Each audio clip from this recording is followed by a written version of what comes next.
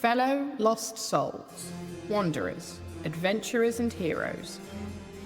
Many of us have found ourselves trapped in Barovia, imprisoned by the mists. The devil Strahd has incarcerated us here, and the only way out is to kill him, or die in the attempt. So, welcome to Barovia. The land is cursed, and now, so are you.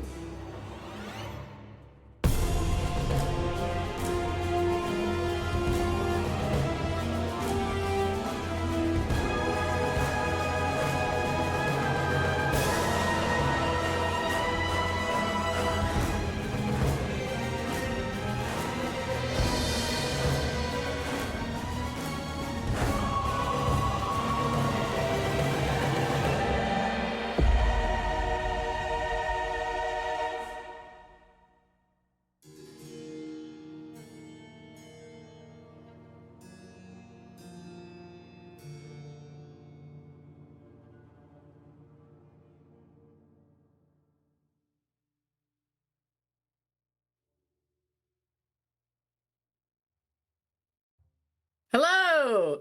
I felt like Andy was going to appear out of nowhere and say something just at the beginning there. Because it was we were chatting in the background as the intro was happening, and then I remembered that we were doing the intro, so I should probably pay attention. And then into my mind entered Andy to mess things up. So thanks, Andy. Welcome everybody to our Curse of Strahd campaign stream. My name is Debbie. I use she, her pronouns. I am the dungeon master. I am the adult in the room. I just sometimes make decisions about the rules. Yes, go away. Feel free to look at me sideways. That's very reasonable. Let me introduce you to my fellow adults. Folks, introduce yourself and your characters, please. Folks, say hello to Elise. Hello, my name is Elise. My pronouns are she, her, hers. I play Mink, whose pronouns are he, him, and is a paladin. Furbolg. Furbolg paladin. I just like saying the word Furbolg. It's good. It's a good word. It's good. It's a good word. Thank you very much. Please say hello to Galway. Galway's there we go. Holding finger. I needed to switch myself over to push to talk. Otherwise, I was going to not show up on stream repeatedly because you all would react to me, and then I would never notice that they couldn't hear me. Yes, hello everyone. My name's Galway. Pronouns are he, him, or they, them, and I play Diota, the artificer, whose pronouns are they, them. Wonderful. Thank you kindly. And last but not least, say hello to Lena. Hi, I'm Lena, and my pronouns are she, her, and I play Mari, the tiefling rogue, whose pronouns are also she, her. Thank you very much. Teddy is still off on his adventures, so we are replacing Adam with what did we discover it was, Elise? A Persian cat room guardian? Room guardian / cat monkey. Or monkey cat. Or confused monkey. It has many names. Yeah, it's wonderful. It's wonderful. That. So. There's a non-zero chance also that when Adam's back, I forget that is there. And we just start stream with that over his camera. Yeah. It's a risk. It's a risk I personally am willing to take. I think it's our new 5th player that we just have like a small little box now for it in the corner. just Constantly. Yeah. All right, I can do this. Wonderful. Very good. Just as long as we don't make it an NPC that I have to remember to manage, because I won't remember to manage it. Okay, so housekeeping. We are affiliate on Twitch, which means you're able to cheer and subscribe to us. It's good. You can do that. You can also link your Amazon Prime account to support us via Prime Gaming. We have chat commands, ! Discord will get you a link to our Discord community, which is a very lovely place to be. I'm trying to bully people into playing Peak with me so I can get the achievements. I need to resurrect 3 scouts, so I need 3 friends. And it turns out it's difficult. I've got 3 friends today, but we're not playing Peak. Maybe we should. Anyway, ! Discord to get you over there if you wish to be bullied by me in a nice way. ! Merch will get you a link to our merch store where you can buy cool stuff with artwork designed by members of the community in reference to campaigns, inside jokes, and Elise would like to draw your attention to her own Helpful Goat Gaming t-shirt. Very stylish. I wore my Moontree City t-shirt this week and it made me very happy. Very excellent. ! Ko-fi, Ko-fi. If you would like to support us, you can send us money. It helps us buy things like the book and stuff for this game in Roll20, which I could not do without, because I realised how much is like already done for Debbie, that I don't have to do all of like the monster stat blocks and the maps. And I only realised how like much was done when I was talking to Merchant yesterday about their GMing, and they were saying how much they like homebrewed for their game, and I thought, ha ha, not me. Someone's done it all for me. I just turn up and smile. And ! Donate. Galway, are we still pointing to the Colorado Immigrant Rights Collective? Coalition, but close. Coalition! Yep. If you have the time, the energy, the resources, please check them out. Consider supporting. And as always, we encourage you to look for an organization in your own area. Thank you kindly. Very important. Yes. So, welcome in to our Helpful Goat Curse of Strahd stream. Before we get started, 2 final important announcements. This is intended to be a horror stream, although I don't actually know how horrifying it is.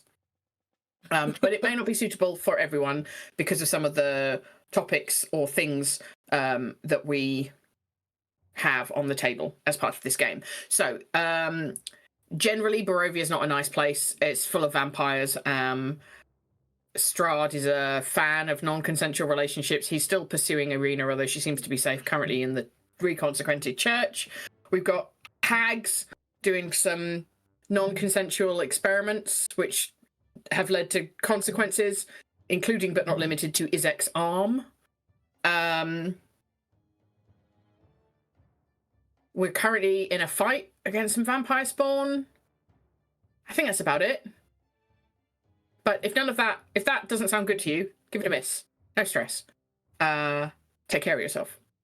And our last announcement, music used in streams to date and going forwards is from Tabletop Audio or Kevin MacLeod's Incompetech website, used under a Creative Commons license. All right. So before we pick up in our combat, we're going to do our icebreaker question. Break that ice. So I will ask the players a question, and they will answer as their characters, not as themselves. So hopefully this helps everyone start thinking like their character. And the icebreaker question is, what is the weirdest food you have ever eaten? Would anyone like to answer that question first? I have one for Mari for once. Fire away! Human flesh. Sorry. That's weird. Yep. Okay, I'll pay that. No further questions, Your Honor. I have a lot of several further questions. Yeah. Yeah, actually several. I'll go ahead for Mink. Mink, I don't think has had a very adventurous culinary life. And so I think the most strange or interesting food he's eaten is probably like out on missions, because he's a soldier background for people who don't realize this by now, but like out on missions and stuff, like needing to kind of like forage and just being like, do you think this berry's safe? Let's find out. Right. So I think there's been a lot of like mystery foraging with him and in his crew, and people being like, this mushroom's fine kind of thing. And yeah. One very bad trip later, it was not. Yeah. There's definitely been a few misses on that, but none that have left too permanent a mark. Fair enough. We should get Mink the mycologist hat. Cute. Yeah, the big mushroom red toadstool kind of hat would be very cute on Mink. Very good. Probably just like a sheet of vellum or something. Oh, okay. Is that like food? They were. I guess if you eat it. They were in the astral plane for a long time. It's like, well, this is close enough to mutton. I think I have more questions about the vellum than I did about the human flesh. Anyway, wonderful. Excellent answers all round. It's like baseball players with sunflower seeds. If you're floating in like nothingness for millennia, you just eventually are like, I really want to chew on something. I don't know enough about baseball to understand that reference. Do baseball players constantly chew sunflower seeds? Yeah, especially if they're in the field, because there's so much just standing between pitches. So they'll normally just like put a large scoop of them in their mouth and then like slowly chew them and crack them and spit them out. They used to chew tobacco a lot too. I don't think they're allowed to anymore. They're not allowed and to they anymore. still chew chewing gum a lot. And also they just fucking spit all the time. And for some reason the Karenas always go to them when they're spitting, and it's disgusting. I hate it. It's the most interesting thing that's happening in the outfield. Well, I have been to 2 baseball games and I enjoyed both of them. One of them was after I've been up for 21 hours, and that was great. I have no memory of it, but I know I had a good time. So I highly recommend jet-lagged baseball. Very good. Okay. So what happened last time? Let me recap for you. We had a good rest at the Blue Water Inn, and then in all caps, in brackets after this, level up, level up, level up. Because that's what we did. And we were all very happy about it. Thank you. Yeah. And that will be the last one you have for, well, until the next one. You know when that will be? 2 to 3 sessions from now. Because that's a normal pace for leveling up. Right, Debbie? Well, look, if we have the longest Tuesday ever again, maybe. Who knows? That's fair. We had a conversation with Teddy that was sort of reassuring, since Teddy's gone off on his own to spend some quality time finding out whatever he needs to find out, and we got to hang out with Rictavio. He asked for the party's help to investigate the Wizards of Wines, and in return agreed to help them fight against the vampire spawn. Diota's research into Izek's arm and scarring yielded some results. We knew that this was the result of some magical rituals that had enhanced or pulled out existing infernal heritage, that it was done by a hag, but it wasn't done to Izek. Based on a very good roll, that +10, do you get +10 to history rolls, Galway? I think so. Galway gets +10 to history rolls, Diota gets +11 to history rolls. No, Jet is just +10 as well. +10. Expertise plus a very high int. That's very good. Very good. Yes. So, but based on that very good roll, Diota learned that this would be done to try and enhance one of the hag's pawns that had infernal heritage. And Diota pieced it together that this has affected Mari and Izek at the same time. That's why they have the same scarring, etc. pattern. Likely because they're dun-dun-dun brother and sister. Wow. That's the dramatic part. Such plot. Very character development. Much wow. Those are actually what I've written in my notes. The party discussed and digested this information before heading out with Izek and Rictavio to fight the spawn. I'm not going to lie, I was a bit worried about this fight without Teddy, because lest we forget, he pretty much soloed that demon that I thought was going to be a hard fight. But I needn't have worried. I gave you a magic circle. It's just blocking the exit, basically. I need to start making these fights harder, I think.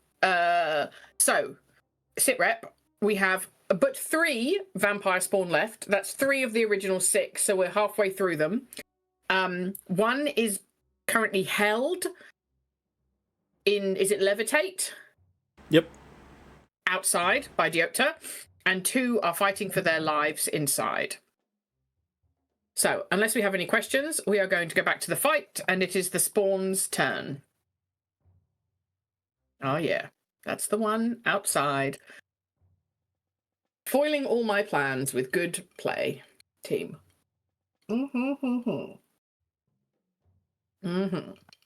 Okay, so we've got 2 vampire spawn, one that's next to Izek and Marie, and one that's next to Murray and this guard. So, what do we want to do? What do we want to do, guys? I don't know. Okay, I think the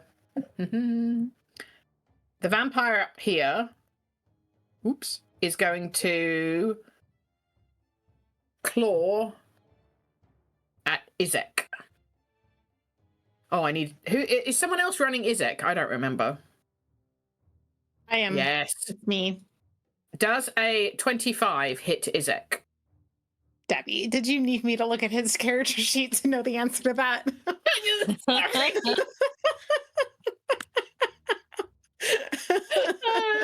No, but I wanted to.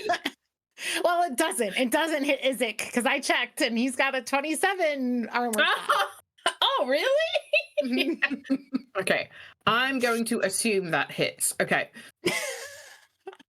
Instead of dealing damage, the vampire can grapple the target, escape DC 13. Now, if I choose not to do damage and to grapple the target, do we do the escape DC now?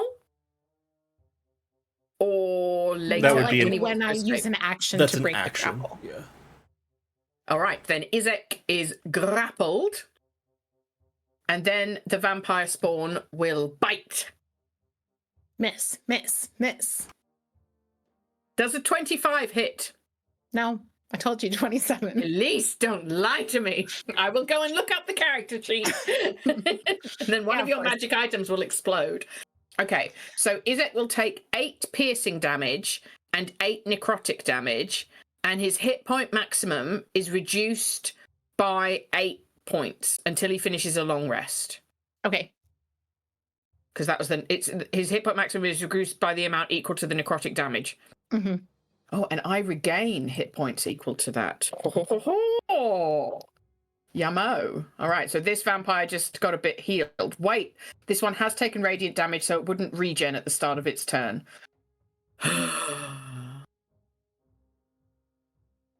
But this spawn is going to regen at the start of its turn.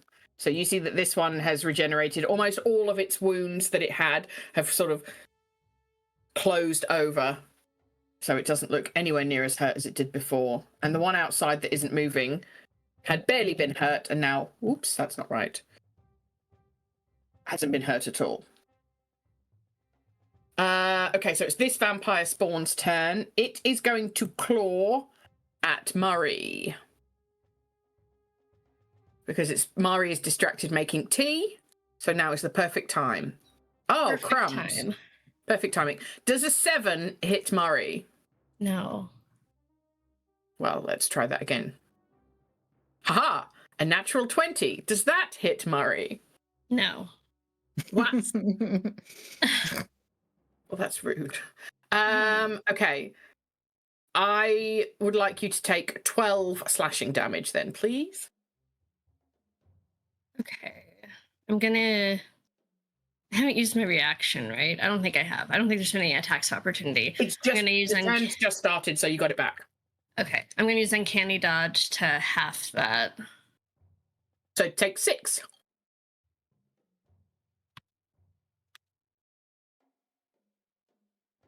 Cool. Very good. That is the vampire spawn's turn. Next, it Mink. Okay. Great. I'm going to the one that's levitating. Mm-hmm. Galway, you said that that's like a 10-minute spell or something, right? So we feel pretty safe that like it's kind of stuck there for a hot minute. Let me double Or should check. Okay. And is there a saving throw against that, or it's just held? That's it. It had its saving throw originally, and then that was it. It doesn't get to make another one? Does it get to move while it's levitating? Not unless there's something it can push off against, and it's hovered far enough in the air that it can't reach the roof. 10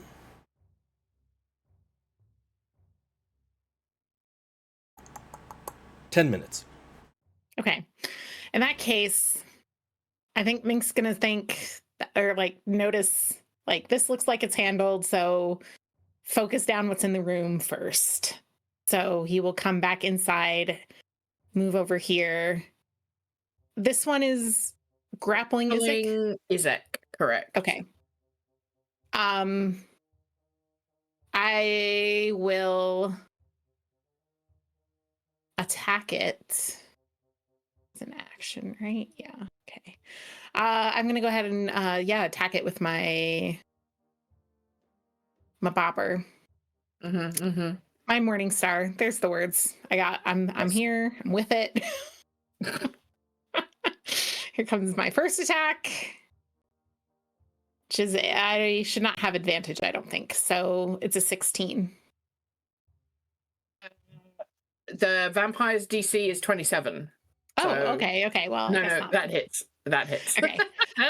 Okay. Roll damage. I think I'll also go ahead and just put the divine smite on this so that we get the radiant damage on there. So it will be a first level spell slot, 2d8 radiant. Fire away. So that's another 10 radiant. Let me make sure I mark off my spell slot. Where's my little face is no longer visible at the bottom. Can anyone else see their face and their cards? I always have my face minimized. Yeah, it's just like a setting you can toggle on and off in Roll20 to see or not see faces and like avatars. I get rid of it because it takes up too much space. Now I can't find my good boy cards. Oh. Okay, that's a different... Well, that's like, it's treating you like you're not logged in. Do you see ours? Like, do you see, Galway and... Is your window maximized? You haven't shrunken it all? I'm just going to pop out, and then I'm going to pop back in and check that I'm launched as the GM and not as a player. Even if you were as a player, you should still be able to see everybody. Like, I can see them. Okay, yeah, because I'm in as a player and I can see everybody. I just had to... I did the equivalent of refreshing my screen. Yeah. Okay, I'm so sorry, Elise. So that was 6 regular damage. Piercing, which is magical, but piercing. And then 10 radiant from the... So 16 total. And it's got the mark for radiant on it already. Oh, good. Okay, now my second attack. So glad I gave you this level. I couldn't be happier. 26. That even hits its AC of 25. So that's 8. Yes, it does. Thank you. Lovely. Okay. And then I think that's it for me. Wait. Let me check one thing. Nope. Okay. That's it for me.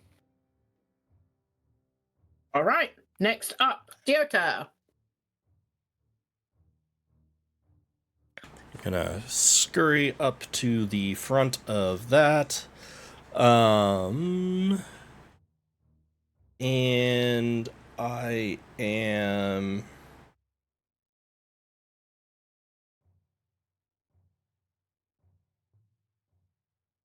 actually gonna step over here for a sec. I got really scared when a red X appeared over me. I was like, the shit just happened. Sorry, I'm trying to like. Yeah, okay, never mind. Woo, woo, woo. To Cast- here, are you going to stand on top of Mink? Me? No. Okay. I was just pulling out. Oh, you're over here. Yeah, I see. Pulling out slightly. For my action, I'm going to cast Dissonant Whispers on the one that has been hurt this turn. Yes. So it needs to make a Wisdom saving throw. Goodo. A 10. Doesn't save. So it takes 5 psychic damage. Mm-hmm. It must immediately use its reaction to move as far away from me in a direct line as its speed allows. But we don't want them leaving. It can't leave. It must move directly away from me. It needs to scurry into that corner. This corner. But it's grappling Izek. So can it take Izek with it? I actually don't know how grapple interacts with. I mean, it can drag Izek, I guess. That doesn't actually. Usually, I think that I would normally rule that if it wants to, it's going to reduce its speed by half. Mm-hmm. Or make like another check or something. I don't think there's any actually written rules for grapple for it. Does the frightened or whatever condition you have say like must use as much of its movement as possible or use all of its movement or to something move like as that? far away as its speed allows? Again, that's pretty vague because you could argue like its speed. Its speed has been reduced. Yeah. I think that the reason, normally I think I would say if we were on an open field, no, it would need to release him because it must try to get as far away as it can, but it can't get farther from me than its halved movement anyway. Yeah. So I would say it can drag him and goes to the corner. But importantly, this is it using a resource to move, which means attacks of opportunity do count. But I used my reaction already. Correct. So I don't get that. I can use mine. I would love to take a swipe at it as it moves away. It's going to move over here. And Izek goes with it. Okay, I'm going to attack of opportunity as it leaves my threatened range. Please do. So I get an That hit. 18. Oh, yeah. 8 piercing. Nice.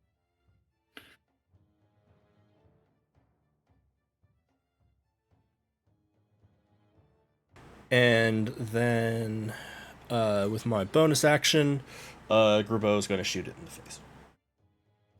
Nice. Graboa's going to... Oh, good. Oh. No, Graboa. It's about time Graboa did something not perfectly. That's a natural one for anyone. And then you're going to move back into the circle, right? Oh, God, yeah. I want to keep my squishies alive. You kidding? Dyota would have been back in the circle before Graboa did anything. That would have been like, yep, okay. All right. Is that it? Yeah, I'm just trying to see if there's anything I want to do to spend a good point. Gonna stick its tongue out at the one that's floating. Lamdea is just going to manifest the idea of like a pinata bat and is just sort of sitting there taking some like practice swings. Okay. And probably chewing on some seeds. If it's practicing swinging with a bat. Yeah. Mm-hmm. Everything's callbacks here today. Very good. Okay. It is the Elite Guard's turn.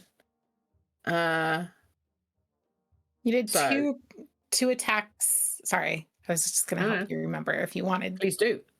You did 2 attack rolls, and if they hit, they got extra damage. The base damage is now 8 because 2 of them are down. So if they miss, they get 8 damage. If they hit, they get a little extra damage from the hits. They roll their attack hits. Yeah, basically. when you roll their attacks. Very Like a single good. attack. Twice. Pike. Pike. Pike. One pike hit, one pike miss.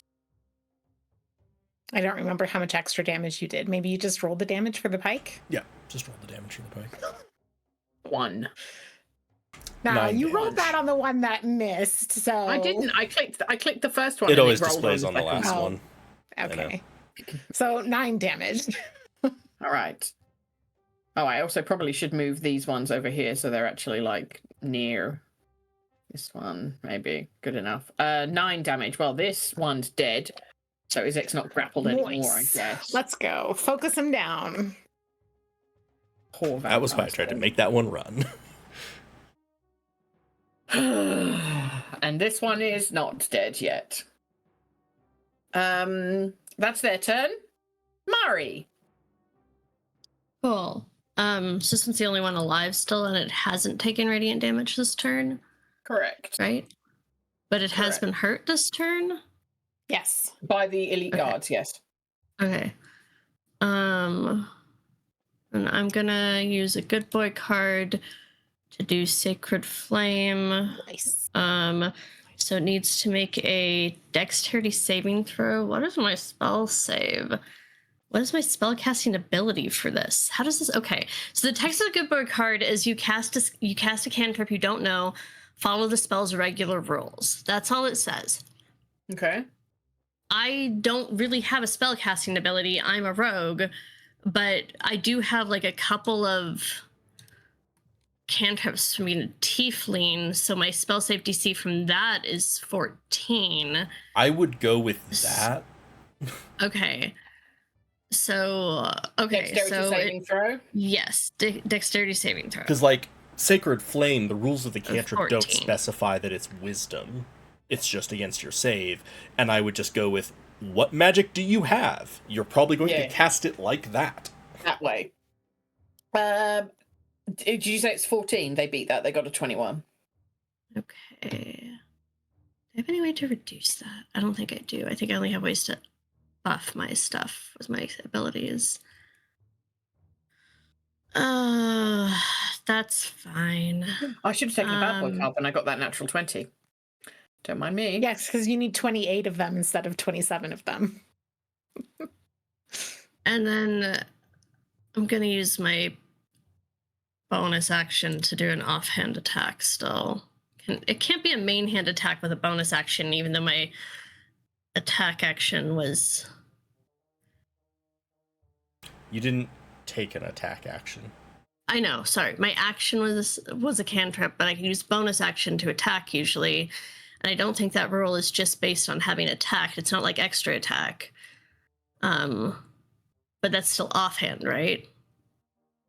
It would always be offhand, Okay. but it requires you to take the attack action. Oh, okay. Cool.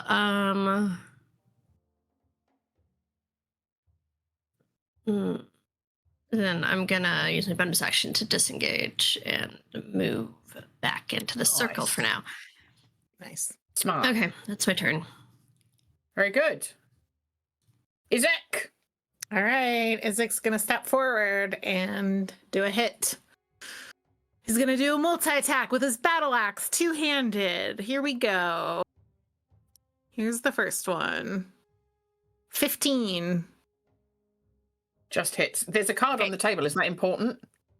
That Oh, is is that sorry. your That's second me one? trying to get rid of that card. I don't know how to make them go away. Okay, and banished then it. my second attack incoming is a 10.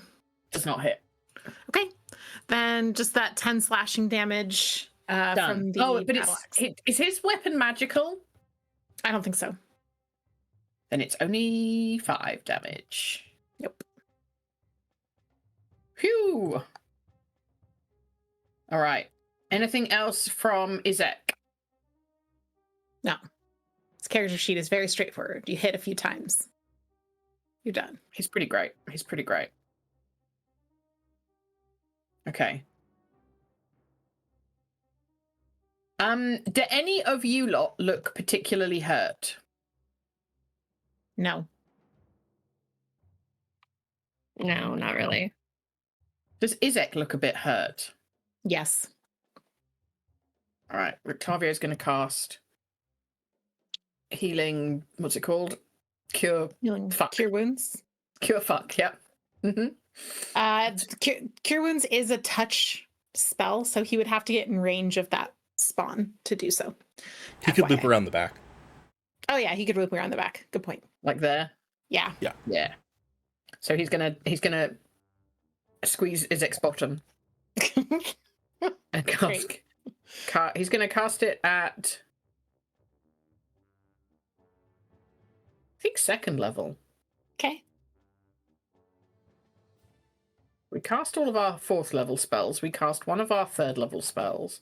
Yeah, I think let's go for a 2nd level. Cast at what level? Level 2. Submit. All right, I don't know what this means. 6 and 11. Which is the right answer? Added together. Oh. 17 points? That's Izek. really good for Let's go, let's go. All right. Octavio's pretty great, it seems. And then he's going to retreat back to the magic circle. Or he's going to stand behind Izek. It's not a good place to be. Well, I just don't think he's got enough movement to get back to the magic circle, because he moved 1, 2, and he's only got 1, 2. Oh, yeah, he can. Just. All right, everybody relax. Relax, Mink. Mostly Mink. All right, it's the spawn's turn again. Ugh. Heal all the damage. Yeah. Yeah. Why is it out of... What's wrong? Nothing. It doesn't quite heal all the damage, but it's definitely less hurt than it was a moment ago at the start of its turn. It is going to...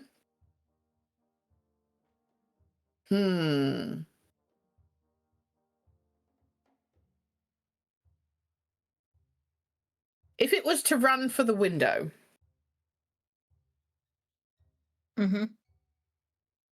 and try to do what this one did, because it can't go through the magic circle to get to the door. So the only way it can get out is through the window, is through our window.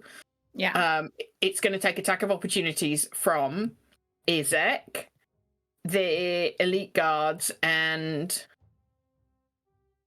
technically speaking, yes, optimizing its path.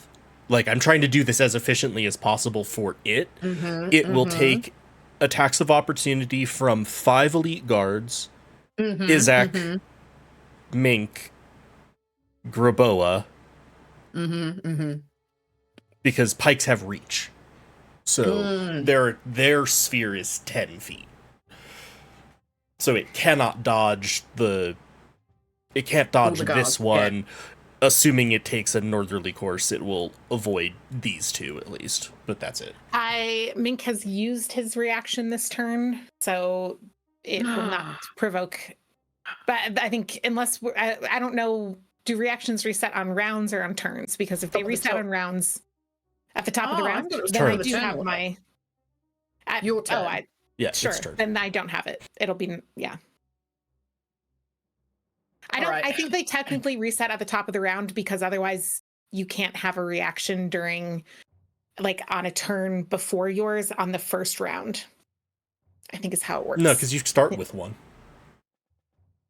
And you use it, and then you get it right back. Like, if I were second in initiative order, I used it on the first turn, and then I get it back on my turn. Okay. So this vampire spawn is going to try and get out that window. By that window, I obviously mean the one that Grabo is in front of. So, does everyone want to try and smack me with their attacks? And we were doing 2 pike attacks as a group when several of them were fighting. It was just to simplify things. I mean, I would just roll at whatever you want. I don't know. Here's mine. Come on, Izek. That's a fucking pile of damage, though, if it had hit, though. 19, yeah, if it had hit. Piece of shit. All right, let's roll 2 pike attacks. I think that's fair. Where's my elite guards? I mean, given how many of them it is, I'd say probably roll 2, add the damage, and then maybe do the 6, like instead of 8, because it's still most of them are swinging at it. So it does take some damage from that. They hit once. Yeah. How much movement is it using? Well, 25 that's to 5, get to the 10, window. 15, 20, 25. Yeah. And then it's going to dash. It has to use its action to attempt to get by Graboa. Oh. All right. It'll And be what did we easy for roll? it, most likely, but it's a contested strength, right? I roll a 14. Come on, Graboa, Graboa MVP. could get this. Oh my god! Wait, but if it meets, it beats. If it meets, it beats. But I just want to point out, Graboa is putting up a fight. Graboa doing that is... Yeah. He's got a minus fucking 3 to strength. However... So does that mean... It has 30 movement speed, correct? 5, 10, 15. So it's used 20 to get to where it's it used is. 30. It cannot move through hostile creatures. And in order to avoid taking more attacks of opportunity, it had to go here, here, here, here. 5, 10, 15, 20, 25. So this would be its 30th foot of movement. Would be to get outside. Is that right? 25. It's at 25. 2, 3, 4. Yeah. Yeah. So it 5 can gets it just off the get bow, 6 outside. gets outside. Yep. And that's its turn? Yeah, Wait, cannot... can it do anything on a bonus action? Can it fuck? Have I got anything in my bad boy? Hang on, let me just everybody relax. Hold on for a second. Da-da-da. Da-da-da. Da-da-da-da-da-da-da. Oh my god, I've got so many cool things. I need to use more of these. Oh! One creature of your choice can cast any single cantrip of your choice as a bonus action. I don't know any good cantrips. What is a good cantrip for this moment? Guidance. Make it feel better about itself. Yes! Alright, it's going to cast guidance on itself. I love that. That's great. How do I... It just pushes past Graboa, and then it's just like, all right, spawn number 5. What do we do here? You've got this. We know what to do. Yeah. Right. It's cast guidance on itself. It's ready. Mink. Okay. Mink is going to come over here, get line of sight through Graboa, because that should be fine. And then use Channel Divinity to abjure enemy as an action. Present your holy symbol and speak a prayer. Good for Mink. Choose one creature within 60 feet that you can see. That creature must make a wisdom saving throw unless it is immune to being frightened. It has disadvantage because it's undead. So let's have that wisdom save. And no, guidance does not apply to wisdom saving. It only applies to ability checks. Wow. Hang on. And my spell save is 15. All right, I've got my bad boy card ready if I need it. Wisdom saving throw, you say? At disadvantage. A 5. But wait, there's more. I have this bad boy card. It's called Legendary Resistance. Turn a failed saving throw into a successful one. Well, that sucks. Okay, in that But that's case, like one of my best bad boy cards. yeah. In that case, I guess I'm doing. I will. Object interaction is a bonus action, right? I will chuck holy water at it. Oh. Ouch. We don't have, I don't think, rules on how holy water will interact with it, but I'm kind of hoping it does some radiant damage. It's the closest thing to holy that we've got. Let's see. I will probably need to make like a 2d6 radiant damage. fabulous. Do you need me to? Please do make a range attack for chucking it. Okay, so with proficiency. Yeah, I reckon Mink's proficient with bottles. Okay, so this is gonna have a +3 because I don't have this already programmed in. You don't have a bottle of holy water? I can use my sling to imitate. 19 to hit. Yes, 2d6, and you said please. 2d6 radiant? Yes, yes. Roll minimum? 7. That's not minimum, Elise. All right, thank you. I mean, it's not good. It's radiant. Oh, I need to put the little bloop, bloop. That's the radiant mark. Anything else, Your Honor? Yeah, I'm gonna go ahead and use my movement to get out the window. It's standing on the ledge right here. The window ledge, yes. I probably. It also has spider climb, so like it can just hang off the wall. But you couldn't.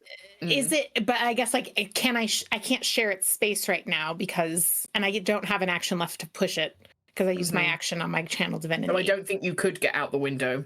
Okay, then I'll just wait here. Okie dokie. Well, is this window open? Can I get through this window? This one? Yeah, you can get out of this one. Yeah, if you want to. 5, 10. Let me see what my movement is. It's 30. So if I go 5, 10, 15, 20, 25 puts me in range. So I'll go out that window and end up here. Okay. Because you went round the corner, right? Yeah. Yeah, I went around the corner. Oh, I love that for me. Good. Debbie. For me. Elise, why can't you just let me win? Just one time. Just one time. The point is that it's no one's winning or losing, Debbie. We're telling a story. Are we? The story that we're telling is that I remembered that I have bad boy cards. That's the story of today. Yep. And that sucks. I'm sorry. All right. Diota. I was gonna just do a little float over there. Lamdea's gonna float down from where it's been practicing its pinata swings. And don't fucking levitate me again. Sit here and just wave at the one that's just come out the window. Yes. I am going to use my reaction to cast a spell originating from where Lamdea is. Yes. And that spell is Dissonant Whispers. Oh, okay, wonderful. Oh, because that means I got to run. Which way would I run away? Into the building. No. No. Let's go. Let's go. I love this for us. No. Strategic moves, y'all. Oh my god, why is Guy so good at D&D? This is so unfair. It's a wisdom save. It's a wisdom save. Are you okay there? All right. Yeah, I fell. It's fine. Okay. The thing it's doing to inspire this hair is just floating down going. A wisdom save, you say? Mm-hmm. It's a 13. No. All right, wait. Just hold your horse. Fuck.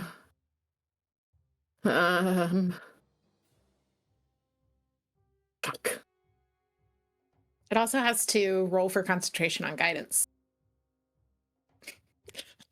Just because I'm a dick. But it does. Guidance is a concentration spell.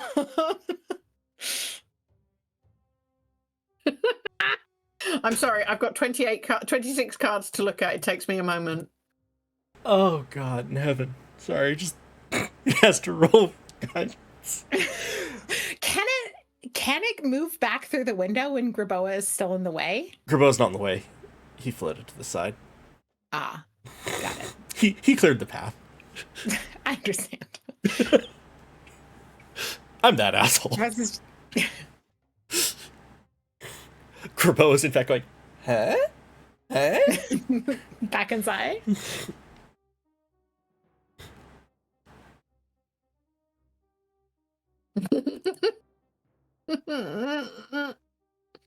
I played my one actually really useful good boy card. This is some bullshit. All right, well, fuck. Okay, so yes, 12 I psychic take damage. some psychic damage. Lovely. And then I have to move back in. And the furthest I can get is like here. Because I can't enter the magic circle. It will then take an opportunity attacks from Graboa and Mink, I think? You didn't use your reaction, right? I did not. I can use it.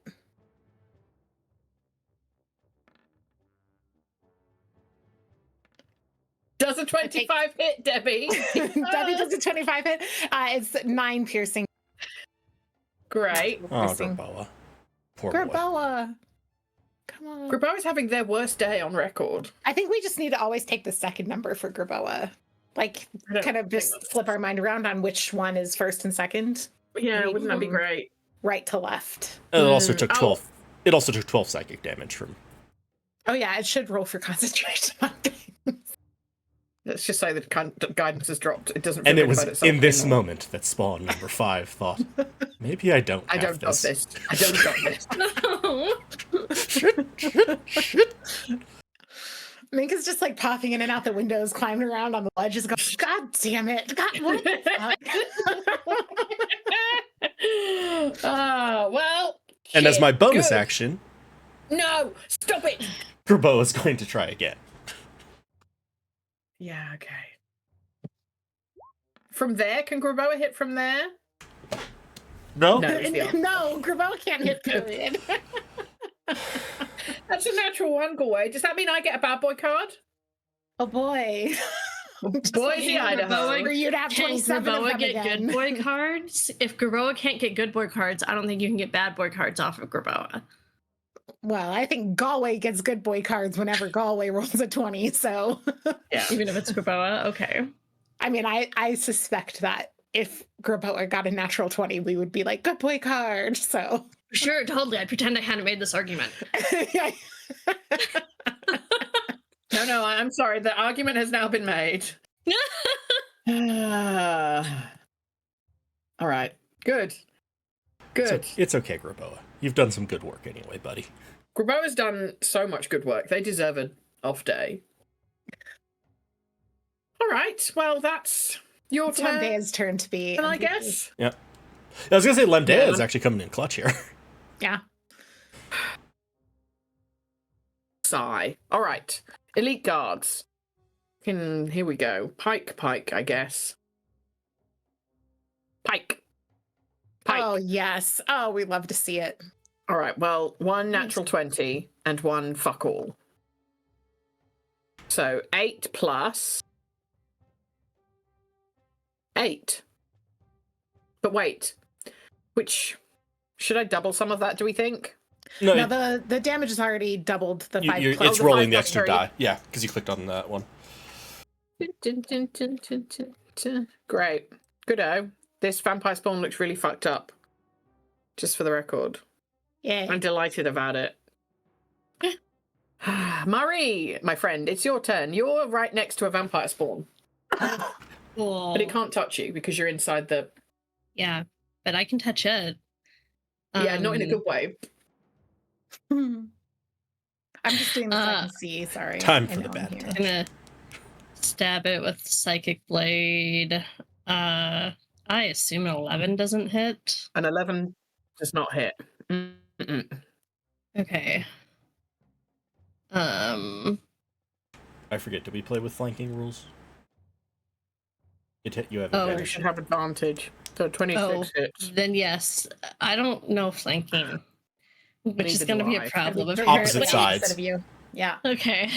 This guy's So doing that you a does solid. hit then. So, oh, terrible sneak damage. Anyway, so it takes 14 magical psychic damage. Yes. This thing's mind is And- ravaged at this point.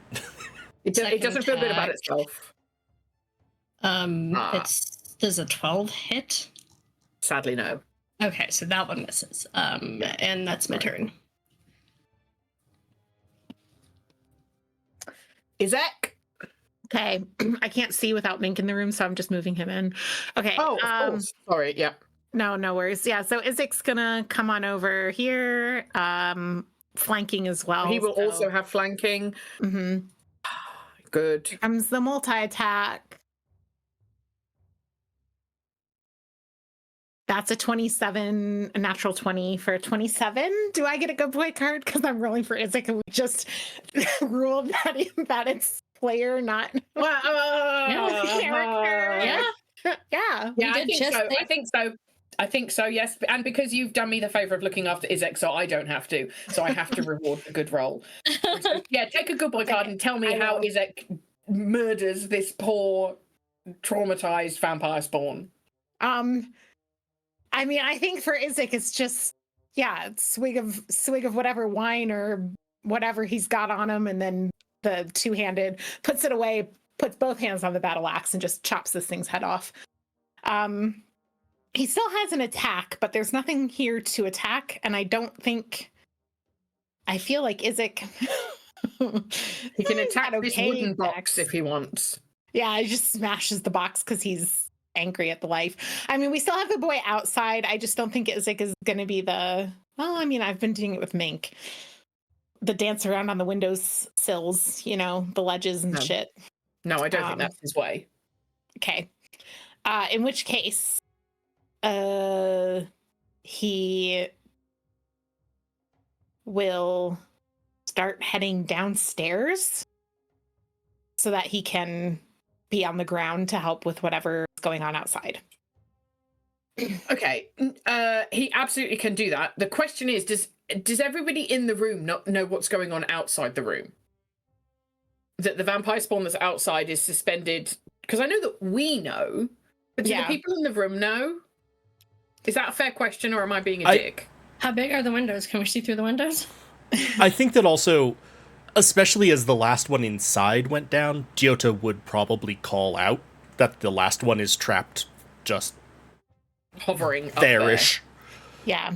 I think that we haven't been doing it, but I think that Mink and Giota both know what's going on outside and have had the opportunities on their turns to kind of call out one levitating outside. Especially with then Giota having just watched the last one in the room get decapitated. I think at that point they'd be like, yep. Okay.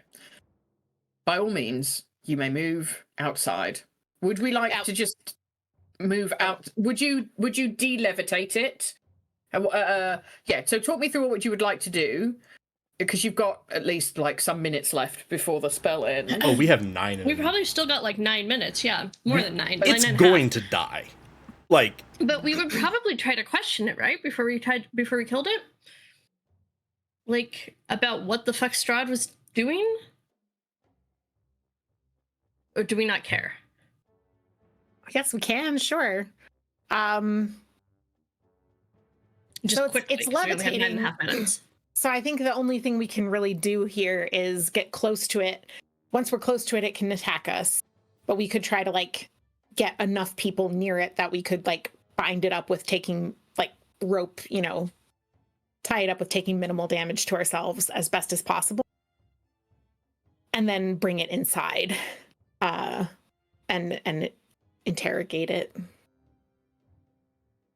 We could also just ask it questions while it's levitating. I don't think it's going to answer, but Golly, you don't have detect thoughts or anything, do you? I don't know what level spell that is. Oh, I do. And I prepared it. So we can just ask it questions while it's levitating. It doesn't matter if it answers. Oh wait, but is that concentration? The detect thoughts is not concentration. Detect right? thoughts is.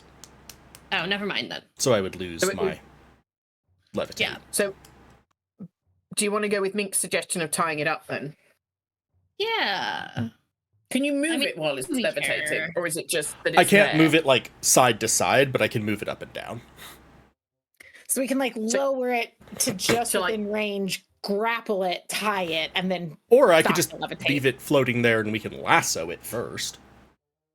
Essentially. Like a lawn game. Anybody skilled with a lasso? I'm very dexterous, so I guess maybe. I also, again, just have to point out, we have infinite combat time in D&D. We have 596 rounds to do So this. let's not even roll, because between all of you giving each other advantage and guidance and whatever else, eventually you're going to succeed in getting ropes around this thing in a way that it can't do call. So let's... Lende is just sitting there constantly zapping its mind to do psychic damage, which it heals from, Yeah, no. but he can be right by it because he's intangible. Yeah. Okay, so let's just bring it inside then, and then we can try talking to it. So it's now bound up in rope, moved inside. Yep. And you may interrogate it. Can you cast Detect Thoughts? Detect thoughts. So I learn its surface level thoughts, which I would time with like the first question. For sure. How long does this last? Up to 1 minute. So I think you will have a maximum of 6 questions, 1 question every 10 seconds. I think that's being quite generous. Yeah. Okay. It said something last time like The Feast of Saint desecration Andrel? the Feast of Saint Andrel. So I think I just start there and say like, what do you mean the Feast of Saint Andrel? What is that? Okay, its surface level thoughts are terrorize the town. Are you probing deeper? Like, And we don't now care I if will this thing knows. Yeah. probe deeper. It needs to what's make a that? wisdom saving throw. Roger that.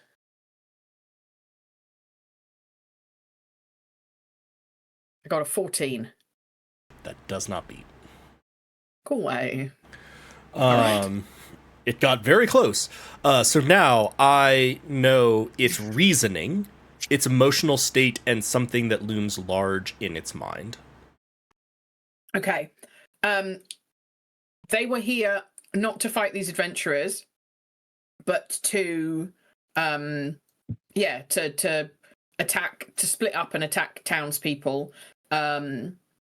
And their emotional state. They are really worried because they know that Strahd is going to be disappointed because he's meant to be here for the Feast of St. Andrel. Okay. And they weren't able to get through the door to summon him. Because that's what should have happened is they should have gone through the door, he gets the message, and he can come over while they're fucking up the town. I guess a next question, if everyone's okay with me asking another, is when would Strahd or one of his consorts have come to check on you next? And you don't have to re-roll for the probing deeper. You're just deep. Sorry, you're just in there. think No, that's so. not better. It lasts for a minute. So it just from is now you're in. Okay. on, then it goes to contested intelligence checks. So like I can hold my focus on it, and then it's not an intelligence save, so it'll just be rolling its intelligence. Okay. So let me do that. A 10.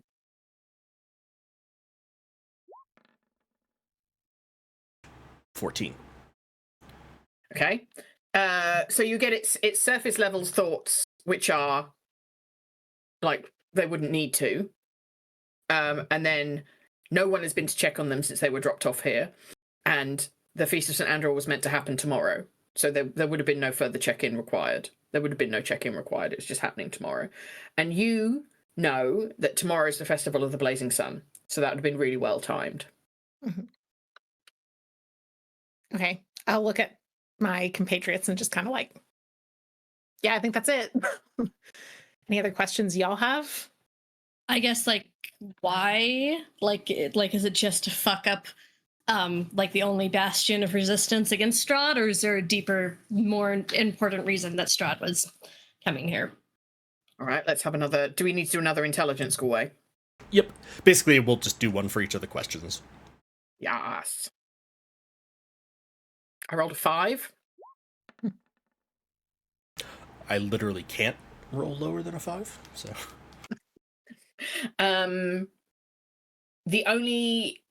Its initial level thoughts are like, I don't know, and then the only instructions it was given is just fuck up the town. Okay. And is there anybody else in town that it knows of that was in league with this besides the coffin maker? It's kind of in league.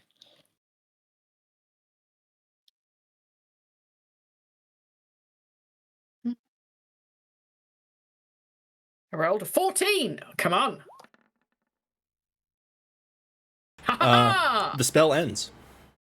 Well, let me see if I have anything. I can't remember my goodbye cards.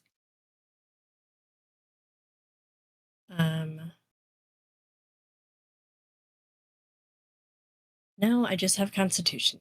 It's dumb. Okay. Well, when the spell ends, Mink will chop this thing's head off, basically. Cool. Well, that's that done, I guess.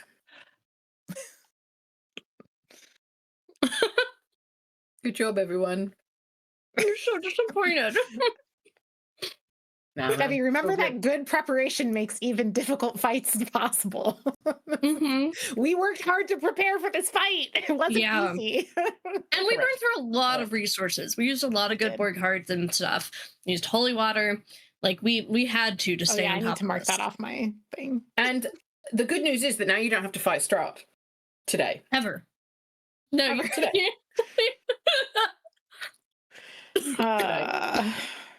Okay, I'm deleting my holy water. We have more holy water. I just don't know how many I personally had, so we should probably track that back. But I'm going to delete this one. Okay. Is that the one that Teddy gave you? Because Teddy gave us one. I think I actually, as a paladin, start with 1 vial of holy water, which is where that came from. And then why don't you roll a d4, and that can be how many holy waters you have. Fab. And if you roll a 1, you can have 2, because I'm nice. Well, I don't think I would have 2.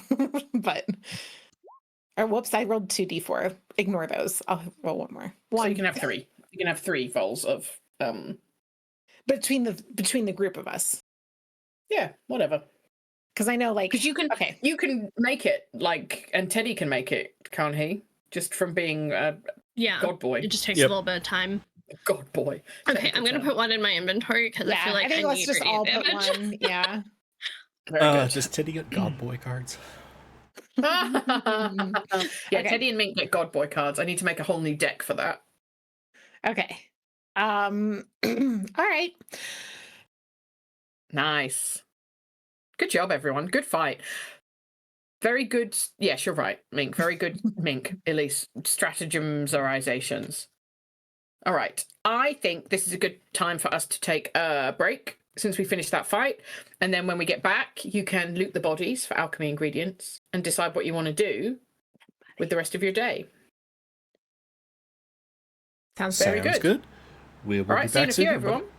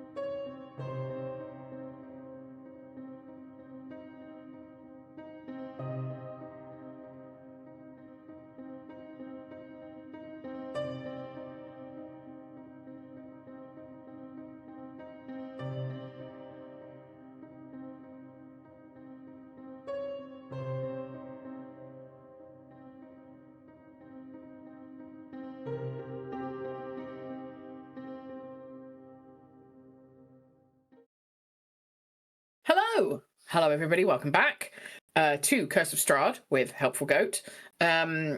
Before our break, they made short work of some vampire spawn. I used my best good boy card to try and extend the fight. Pointlessly, it turns out. They were too smart for me. Never mind. So, we also learnt some stuff from interrogating the last vampire spawn that was alive. Good job. So we got 6 vampire spawn corpses. You can investigate each of them for alchemy ingredients. We're basically checking their treasure pouches, like all monsters have a treasure pouch. Yeah. So you can roll investigation checks, and that will determine the number of D100s that you roll, and that will determine what you get. I'm going to, if we're sort of taking it in turns, I would guidance each of us in turn.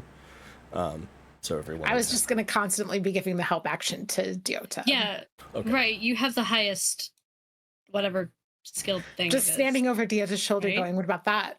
Yeah. What about that? What about that one? Is that a treasure pouch? That one? Is that it? And what about that?"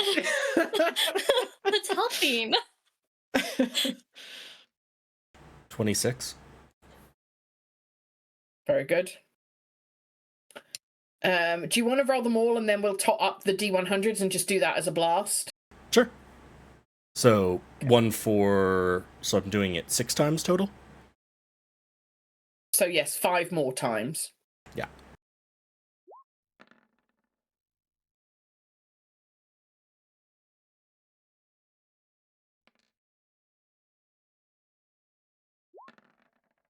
That's a 19. I'm tracking this. 26, 19, 24. 24. Nat 20 for a bullshit. 30. Great.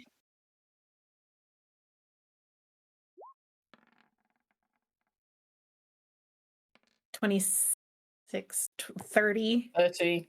Not natural 20 there. I still have one more. 2, 3, 4. That was 5. Yep. So one more. And a 20, not nat. I am very good at one thing. Okay, so with that, you're going to roll 30 D100s, and then we're going to have to fucking work out which of each of those you get. I'm also going to take a good boy card. Ah, yes, for your natural 20. Yes, very good. You said 30 D100s? 30, yes, my lord. Sometimes I roll lots of D100s just to be obnoxious with the 3D dice. And this time it's for a good cause. This time it's free. Instead of each of these D100s, we're also going to have to roll a D4 or a D6 to work out how many of each of them we've got. Oh, gosh. Okay, so 45. Can you roll a D6? Do you want me to take over rolling always so you can record things in the spreadsheet? Sure. I was like, we need someone scribing this. Okay. So you get 3 doses of Eye of Newt. Okay. Lena, please would you roll a D4? 1. You get 1 imp heart. D6, please, Lena. 6. You get 6 Eye of Newt. 89. Okay, D6. We are swimming in eyeballs. 4 clay. I like swimming in eyeballs, Scully. Oh, D4, please. Hang on, we have 2 50s, so you might as well just do it twice now. I was at 21, not 50. Oh, sorry. No. You're right. So but... a 4 for the 21. A 4 for the 21. So that is 4 fairy stools. Okay, and then you said that there's 250s. Yeah, the numbers are grouped, so let's... it's going to be hard for us to track this, though, is my only concern. 1 second. We're at the first 50? Yes.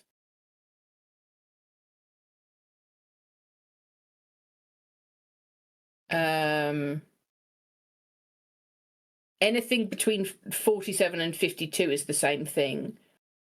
Okay, I think we also have a 52.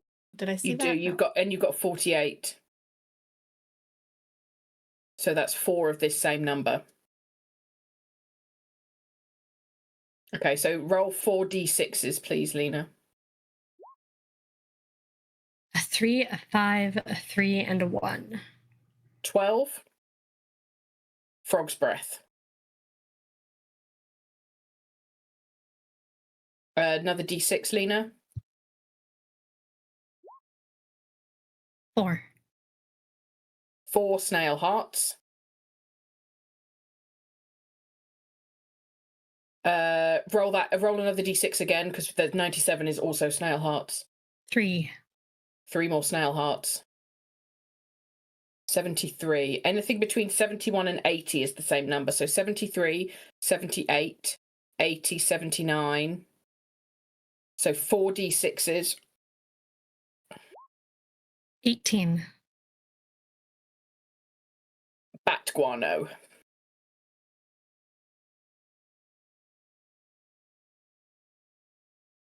Okay, we've rolled for the 91, we've rolled for the 73, we've rolled for the 97, we've rolled for the 48.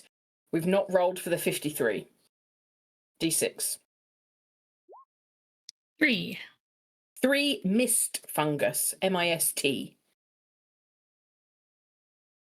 Oh, 10's There's a good. 52 as well. Is 52? No, 52 was the one before. We've already rolled for that, but thank you. Got it. Good looking out. Looking at The 9 and the 10 are the same, so please roll 2 d4s. 4. Lichen claw.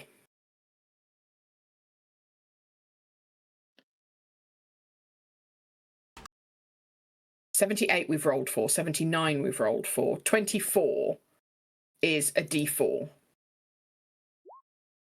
4. Fire peas.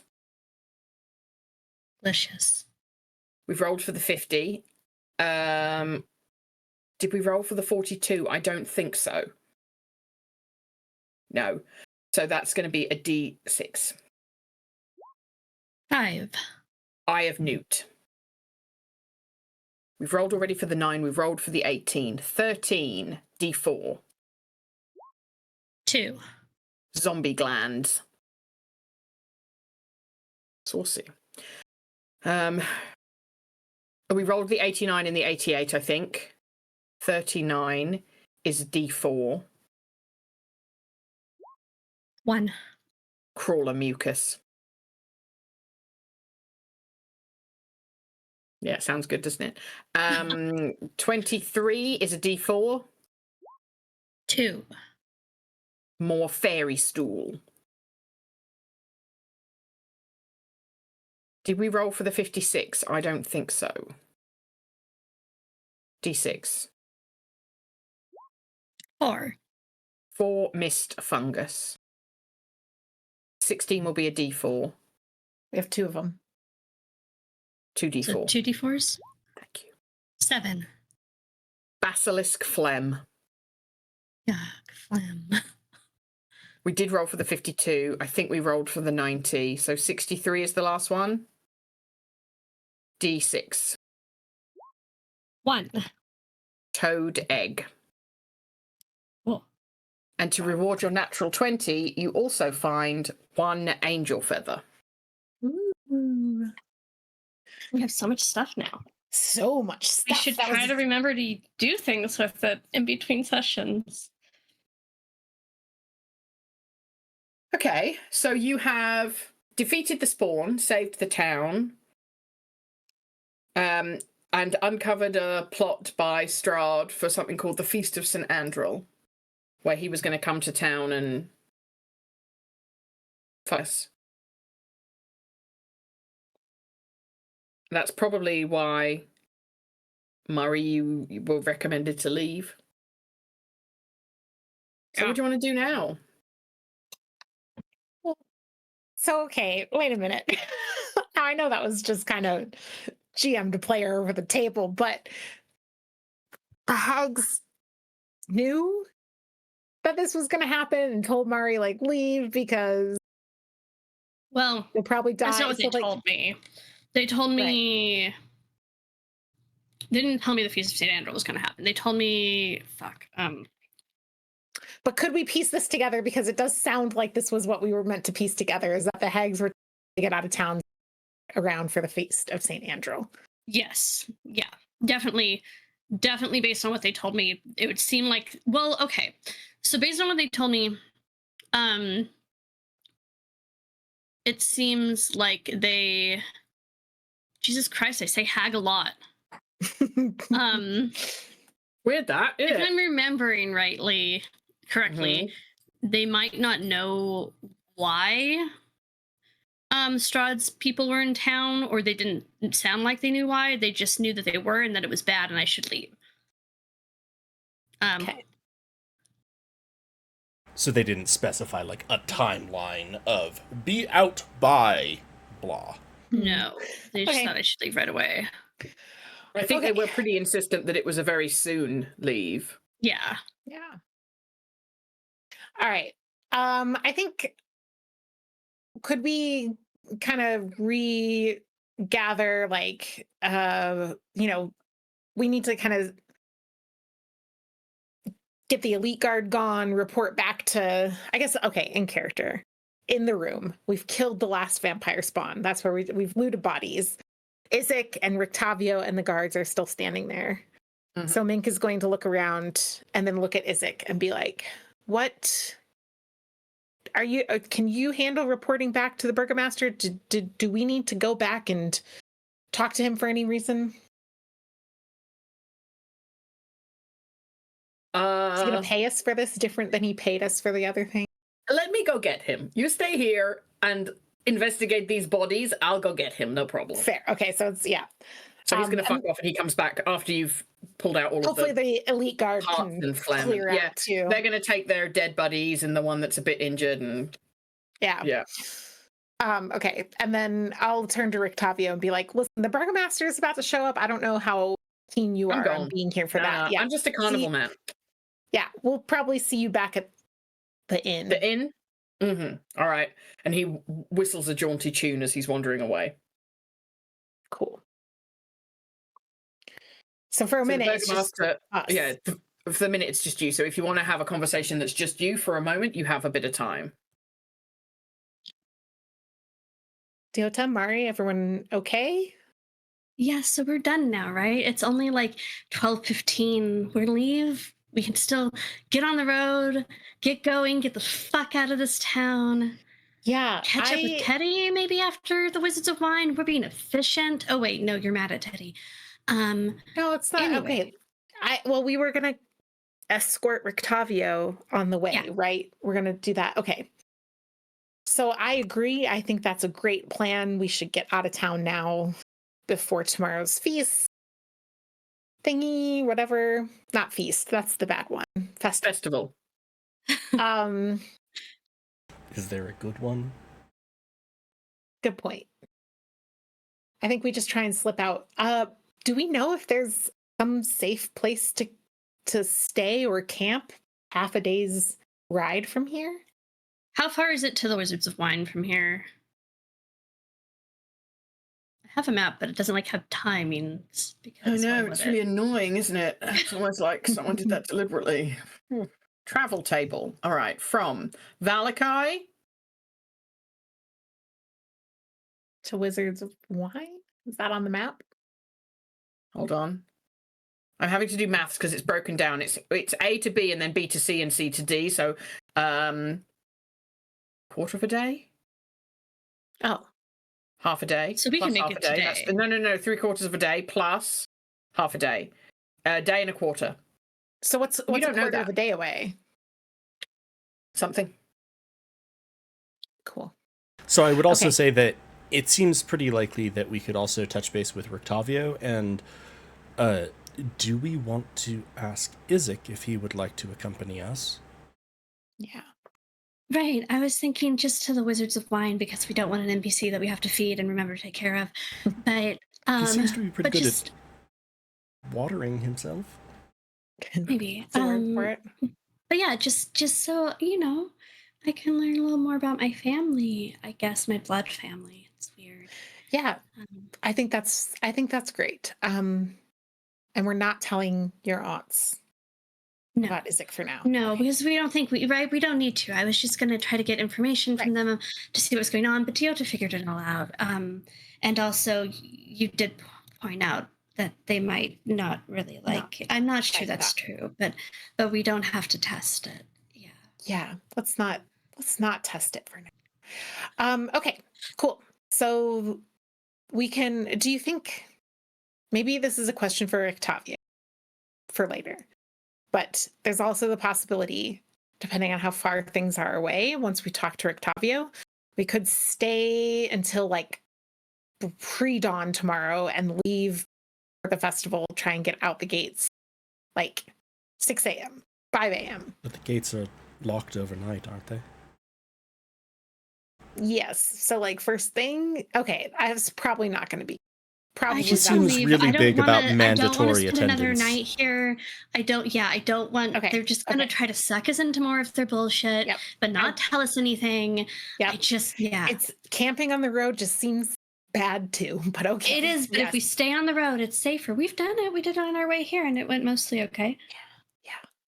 You also know that Rictavio has traveled around Barovia a bit more than you, so maybe he knows somewhere that you can camp that's kind of halfway to the Wizards of Wines. That's kind of what I was saying. Like we should talk to him before we okay, cool. Do you think, Mink, you can handle persuading the Burgomaster to let Isaac go with us, or assigning Isaac to go with us?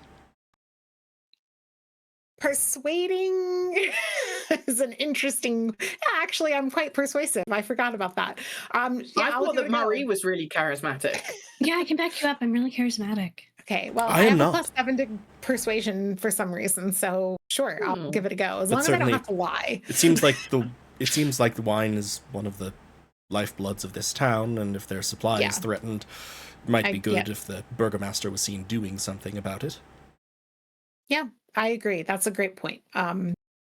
Yeah, I'll talk to him. I can reason it well. I just can't explain it well. I'll do my best. Okay. So, conveniently, at this moment, you hear the front door of because I assume you're still in the coffin maker shop, inspecting corpses. The door downstairs opens, and you hear Izek noise of Izek coming up the stairs and chattering loudly, and clang, the door at the top of the stairs open, and he's like, "The Burgomaster is here for you." Great. Welcome to the killing zone. Mike does not say that. He comes in and he looks around, and there's a dead guard on the floor, and there's several dead vampires. No, they took the guard, right? The guards took the other guard. The dead guard? Okay. They took the dead guard, fine. But he sees the dead vampire spawn that you have inspected internally for their treasure pouches. So a bit gruesome, and he's like, oh. Lamdea is still swinging at the head of the last one, like it's just like a baseball. Except he's very small, so it's about the size of him. He's just like, oh. So I see you dealt with this. Mm-hmm. Good. Yes. Just to let you know, the plan, we did interrogate them. Isaac was in the room, can back us up on this.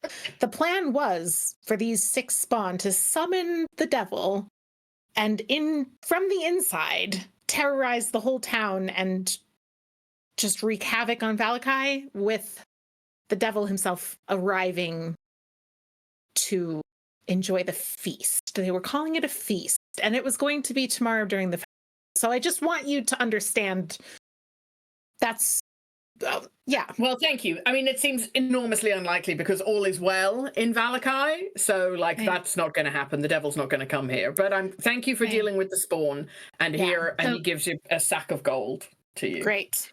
Just that door downstairs can still, like, he can just come through there. Like, I think if they just, like, open it up or something. I'm not real clear on magic, but you might want to talk to somebody who is real clear on magic and get that dealt with sooner I think rather we're probably than just later. going to burn this house down and start again. Sure, I don't really know what that does to it, but probably, yeah, why not? Go for it. Yeah. Okay. Just cleanse it, start afresh, because all is well in Valakai, so anything that implies otherwise is all is well in Valakai. Yeah. Yep. So speaking of things that are definitely well in Valakai, I've heard that there's a supply. I've not heard that. Who told you that? Well, we were at the tavern and someone said that, who is it? One of your townspeople who is almost always there and hadn't come back. And Bluto? Yeah, there was just a lot drunk? There were just someone's family member wasn't there. I don't know. I can't remember all the details. I just the point is, we were going to be passing by Wizards of Wine anyway. Okay. And in the interest of restoring your supply lines, making sure all is truly Valakai, we were going to be checking in and making sure that all was well also with your wine supplier. Okay, well, you can do that, and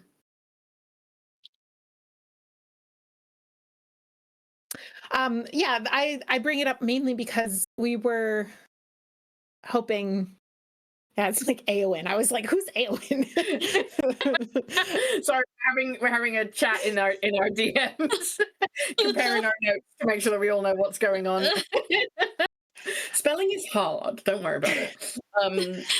The reason I bring it up mainly is that we were hoping to borrow Izek for one last mission, head to the Wizards of Wine with Izek, so that he can report back to you and kind of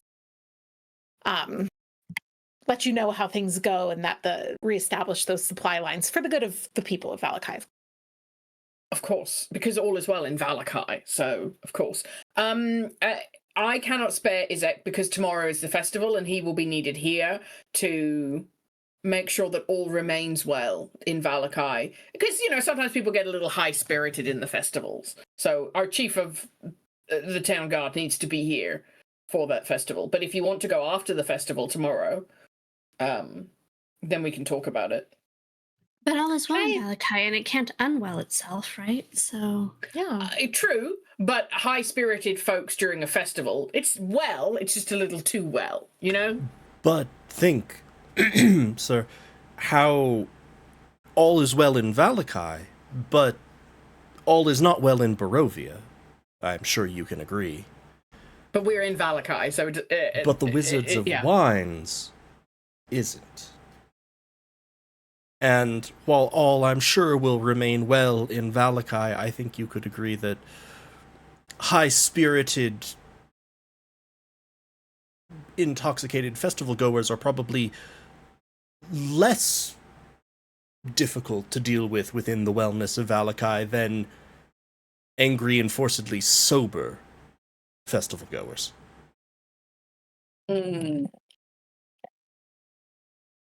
Okay. Now, it's unfortunate, Goy, that you were the last one to speak, because I feel like that's a persuasion check. And I feel bad because I know that you're not going to be the persuasive person. So do we want to make one persuasion, because you're all kind of chipping in and making this as a group. So you can make one persuasion check as a group. Whoever's wants to make that roll.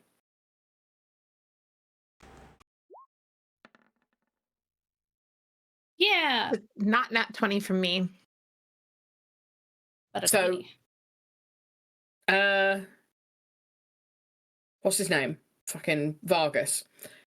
He looks at you, and he doesn't look at you insightfully, like he's seen through your argument, or like he knows, that like he knows that you know that not all is well in Valakai, right? Like he's not got any idea that he believes his own bullshit so hard. Yeah. And because you seem to have bought into his bullshit also, and you're pointing out to him that enforced sobriety might actually make all not well in Valakai, he looks at Izek and he looks back at you and he goes,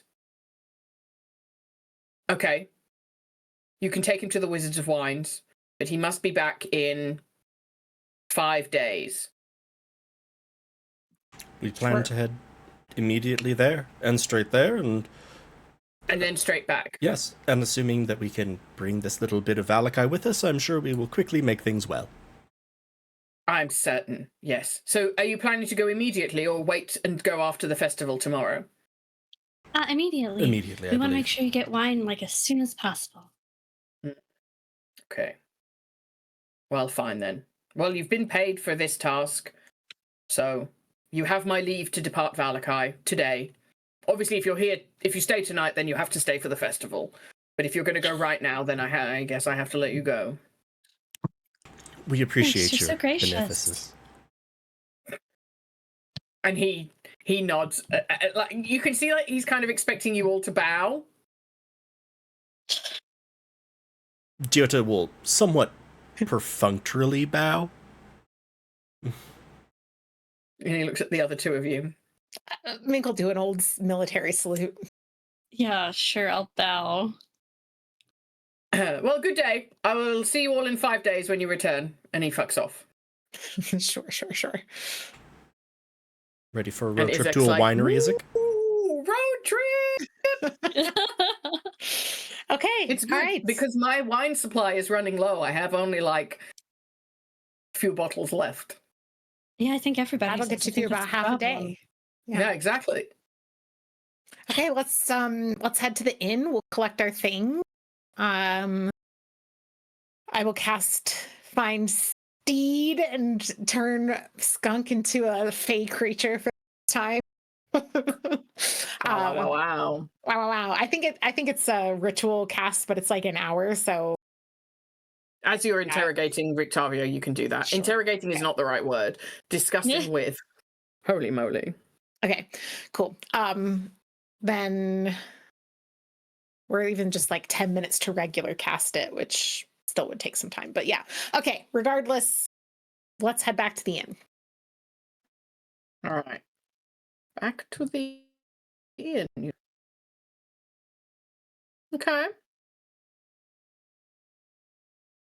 So Rictavio is like, he looks like he's not been in a fight at all. He's sat with his feet up on a table, like his ankles crossed, just chilling. Eating an apple. You don't know where he got an apple, but he's eating an apple. That's great. All right.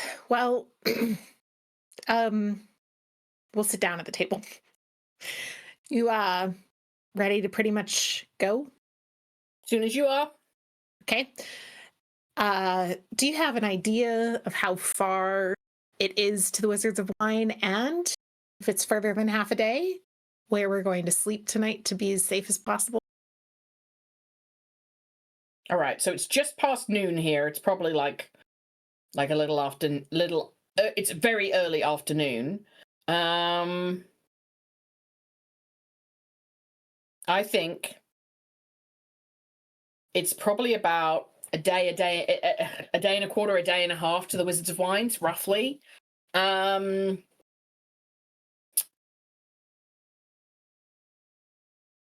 There is somewhere that we can stop.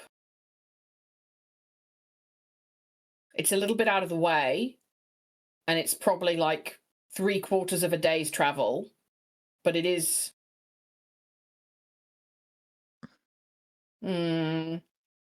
It might be safe, but it might also, if there's this many of us, it might be safe to camp on the side of the road, because we can go there and we'll get there late tonight, so we'll have to travel in the dark a bit, but we'll be able to sleep there overnight. Or we can, and then it'll probably be most of the next day's travel to the Wizards of Wines. Or we could just press on. Okay, well let's get packed up and go and see how good of time we make, and make good time. Yeah. We'll try and push to the spot you know of. And if we for whatever reason don't, we'll camp on the road and set up watches and be as safe as we can. Sounds good. Okay. So like you can take as much time as you need to get packed up or whatever.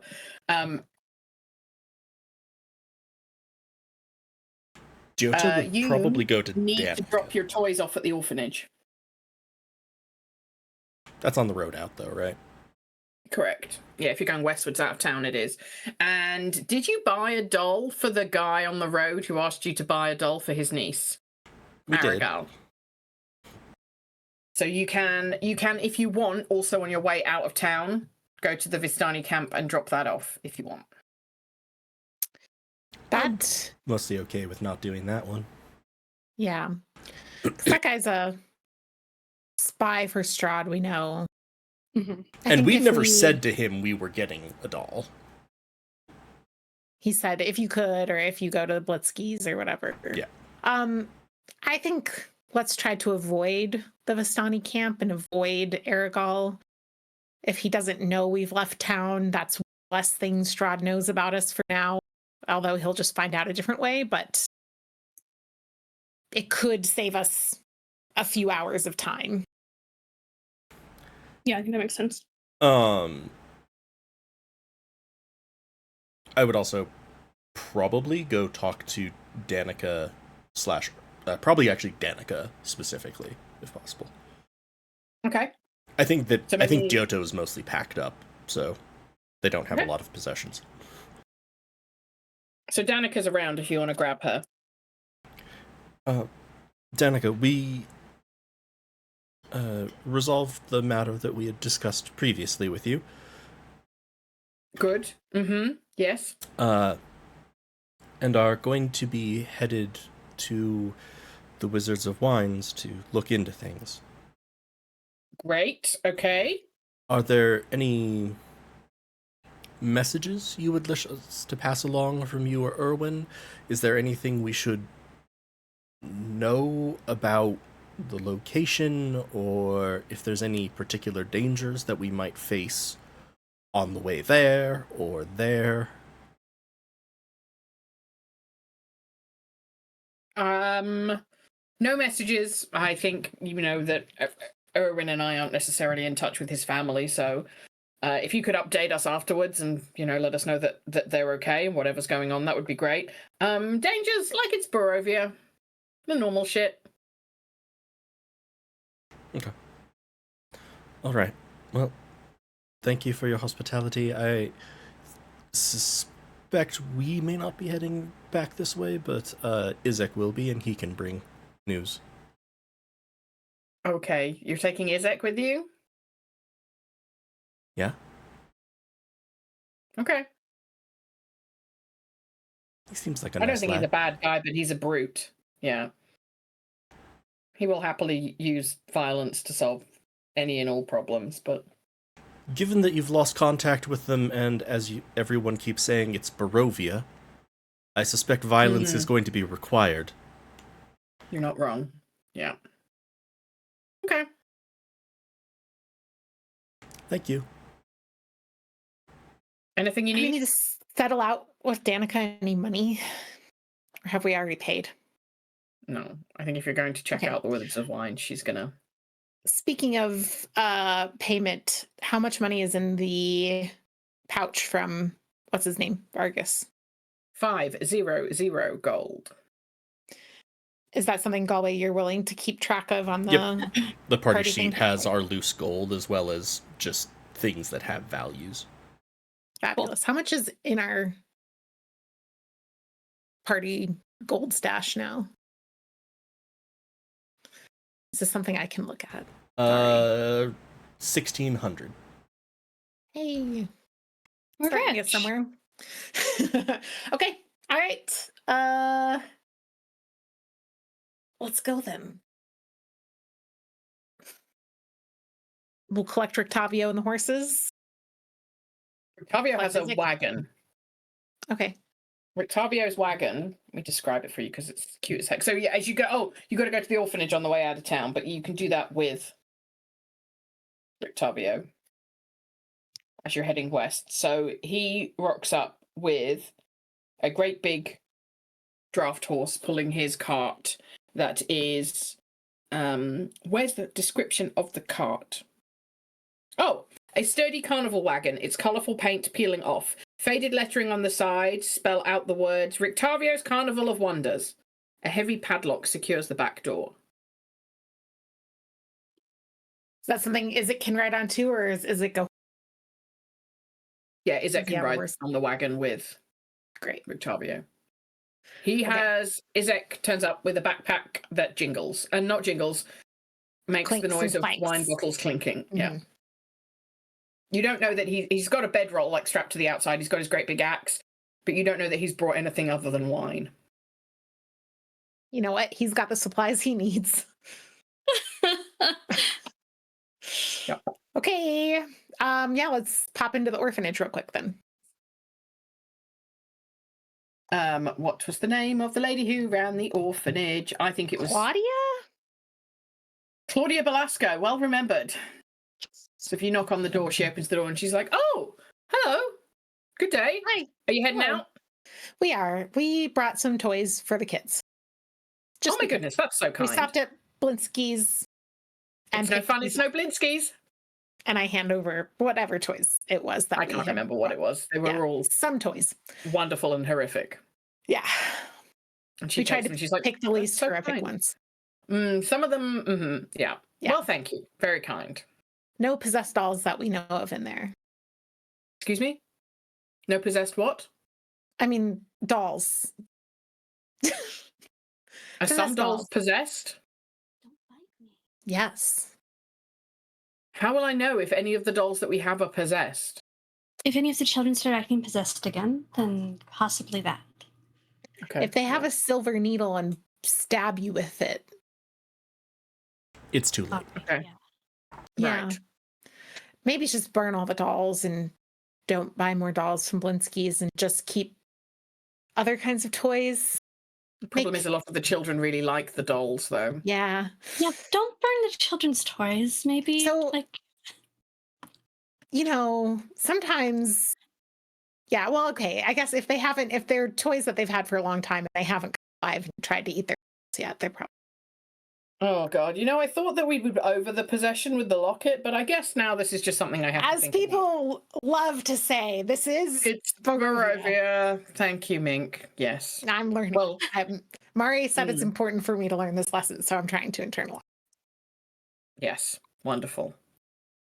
Well, I've got to get back. It's finger painting time, so have a lovely rest of the day.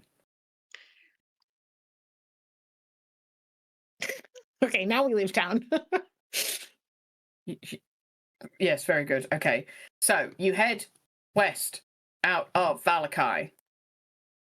Where's the map of Barovia? Oh yeah, there it is. How do I put you guys on this map? One moment, please. All right. Bam. Can you see this map of Barovia? Nope, it's all black. Hang Are you kidding me? I'm not on it. Oh, that's fine. Okay. Well, look, I'll take that. You're not on it. That's because none of your character sheets are on it. I can fix that. Ugh. Dynamic lighting, man. It sucks. Hey. Oh, now Can I you can see see this it. now? Oh my God. yay. What's that? Okay, so you guys are here in Valakai, heading west out of town. And you said because you're boring, you don't want to go to the Vistani and visit Uh-huh. them. We're trying to be efficient. Okay, so where you're aiming for,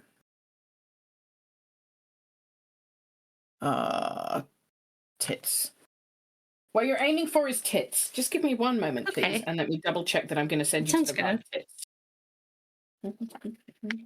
Yes, where you're aiming for. This is Valakai at the top of the map, just south of Lake Zarovich. You're going to continue west, and over here is the Wizards of Wines. Okay. Okay. I'm not seeing your pings. Sorry. Are you on the player level or Token layer. Yes, I am. Yes, that Okay. ping. I zoomed way out so I can see it. You might have to okay, zoom wow, out a that's lot far more. away. Okay, got it. Yeah. Well, if you think like the village of Barovia is where, like, way further east, and you've come all that way over to Valakai. So yeah, okay. Yep, okay, So got it. yeah, way west, and you can see, and I don't know what the map shows you compared to what it shows me, but you see this is like the main road that kind of goes south and then swings back north. But there's also a path through the forest that goes north around that loop of the woods. Okay, so Rictavio, as you get out of town, he's going to like have a map open on his knees and he's going to call you over and point out to you, like, you can go the south route or you can go the north route. The north route is slightly less traveled, but he says you can camp here on Lake Baratok and that will be safe for tonight. If you can, you'll get there late tonight, and then you can kind of travel over to the Wizards of Wines tomorrow, and you'll probably get there later in the day tomorrow. Okay. Like mid-afternoonish. Or you can just press on and you can either camp on the road or you'll get to Wizards of Wines. You'll get to Wizards of Wines earlier tomorrow if you don't take that detour up to the safe camping spot, but then you have to camp on the road. Okay. Well, I think we go for the safe camping, push on it tonight a bit. Yeah. It's probably okay. Traveling at night at all makes me a little nervous, but if it's just like a short chunk to get there, it's probably okay. Well, it's either we travel at night or we camp out overnight. Right. We're spending the night outside anyways, regardless, right? The lake isn't... Is there a town at the lake? At Lake Baratok? No, it's a tower that I've been using as my base as I explore Valakai. So... You have magic items there? I don't think so. Oh. Insight check. Is he lying because he doesn't want Mari to steal them? You can insight check, but Debbie doesn't know the answer. Oh no. Please be a shit roll. Oh, for once it's good. It's a 19. Yeah. All right. Okay. Good. Great. I love this for Debbie. Hang on. Now I've got to have a look and see if there's anything in this tower.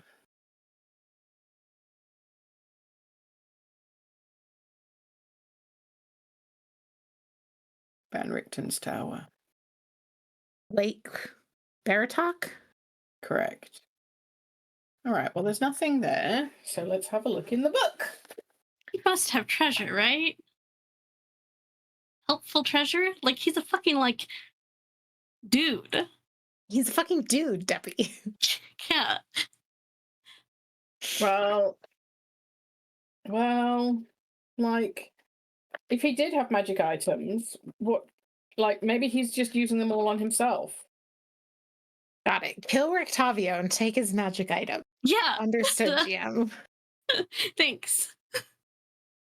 Now we understand what... Let's give it a fucking go. What level are you guys? I think we could take one guy on the road. Yeah, It's a good fight. 3 of us. Let's see. Let's see. 4 of All us. right. Physic. Let's have a look. Oh, He loves fighting. He's a brute. here's a... Okay, so with a 19, does a disguise kit count as a magic item? No. I don't think so. Also, I think I have one of those. Rogue. Probably have one of those.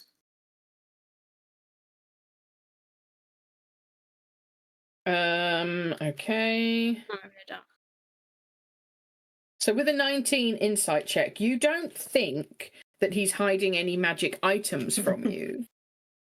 But... Okay. But maybe some other items that are good.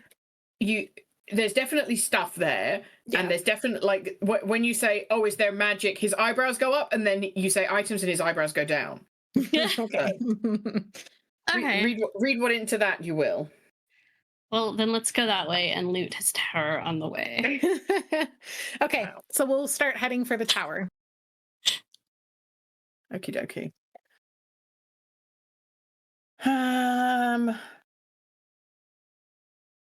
Let me just check. Don't need any of that. Feast of St. Andrew didn't happen. Skip that, skip that, skip that, skip that. Man. Speedrunning. It's Curse of Strahd. Yeah, We're man. not. I feel We spent so long in Valakai. I want to get progressing, right? Yeah, you guys, man. You barely scratched the Valakai surface. Fine. Fine. Okay. So you set off from Valakai, you're heading west. Do you want to talk about anything on the road? So, like, it's like, what were our parents like before, like, they died? Hang on. I have to look at my memory notes. Did we tell Isaac that I'm his sister? Yeah. Okay. I think we did. Yeah. Okay. Okay, so I was like, I don't know, 8 or 9. So my memories are like our father was a fisherman. He fished on the lake. And our uncle was a fisherman who fished with him also, and we went fishing together all sometimes. And mother just loved us. She made really nice bread. And we eat it hot out of the oven sometimes. Just like bread, nice. you know? Yeah. Yeah, I don't know. It was a nice house, I think. It was a nice life. And then they died, and then it was a bit shit.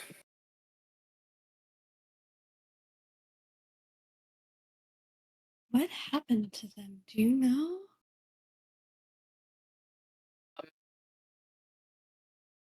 It was a dire wolf attack. That's what cost me my first arm. And my uncle carried me back to town, and my father stayed to distract the wolf. So then it was just us for a while. And then Mom wasn't there anymore either. So Why? people say she died of a broken heart. I don't know. It's Barovia. It's Barovia. Yeah. But like, I didn't know I had a sister. Yeah. You don't remember having a little baby sister?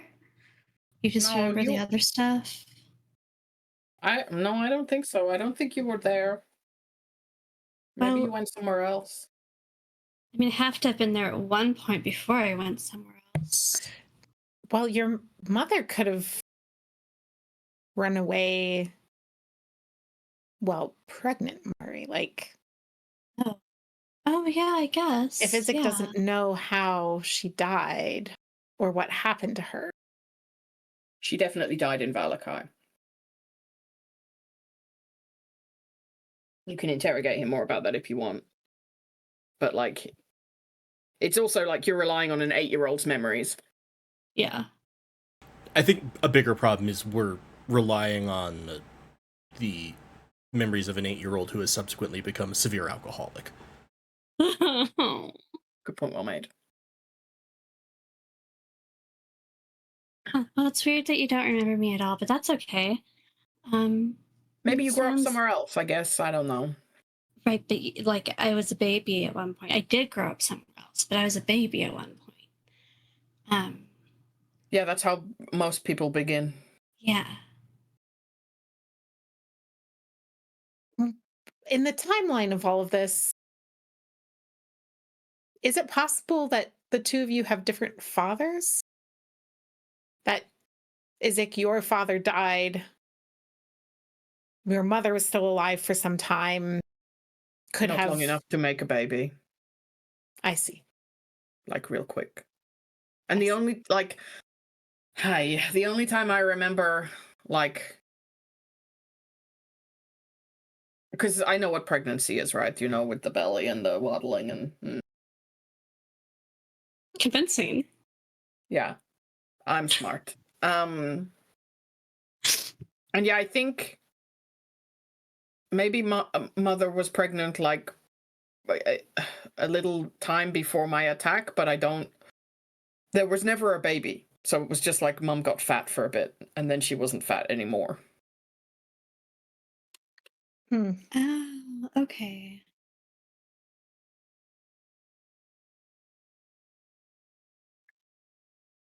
Interesting. So I don't know what happened to the baby. I guess you're the baby, but I don't know. Yeah. I'm the baby. Hi. Well, you're not a baby anymore. Look at you. You're very No. tall and you can walk and I'm not things. that tall. I'm pretty short. Well, okay, taller than a baby. Yes. I'm taller than a baby. Is it time to have a drink yet? It's always time for a drink. I thought so. He pulls out a bottle of wine. You want One some? way to not feel your feelings. I don't have Sure, you feelings. can have a little. Yeah, I bet you don't. He gives her another. He gives you a separate bottle. Thank you. Yeah. It sounds like they were good parents. Yeah. I guess. Until they weren't there anymore. Yeah. Like I know that People my who- dad saved my life probably, and that was pretty great. But mom just left me. She died. Mm-hmm. Did she die intentionally? Does anyone die intentionally? Yeah, a lot. Like yes, especially in Barovia. Oh, okay. Well, I don't know, but she left me, and then I had to go to the orphanage, and that was pretty shit. Yeah. Where did How do your you it's know hard- she's dead? uncle go? She was buried in the graveyard. Like I could show you the grave if you like. My uncle has his own family. Like it's Barovia. I technically am an orphan, so But your uncle's alive. yeah. He's old man now. Well, not that old. Too old to be good at fishing and fighting, so.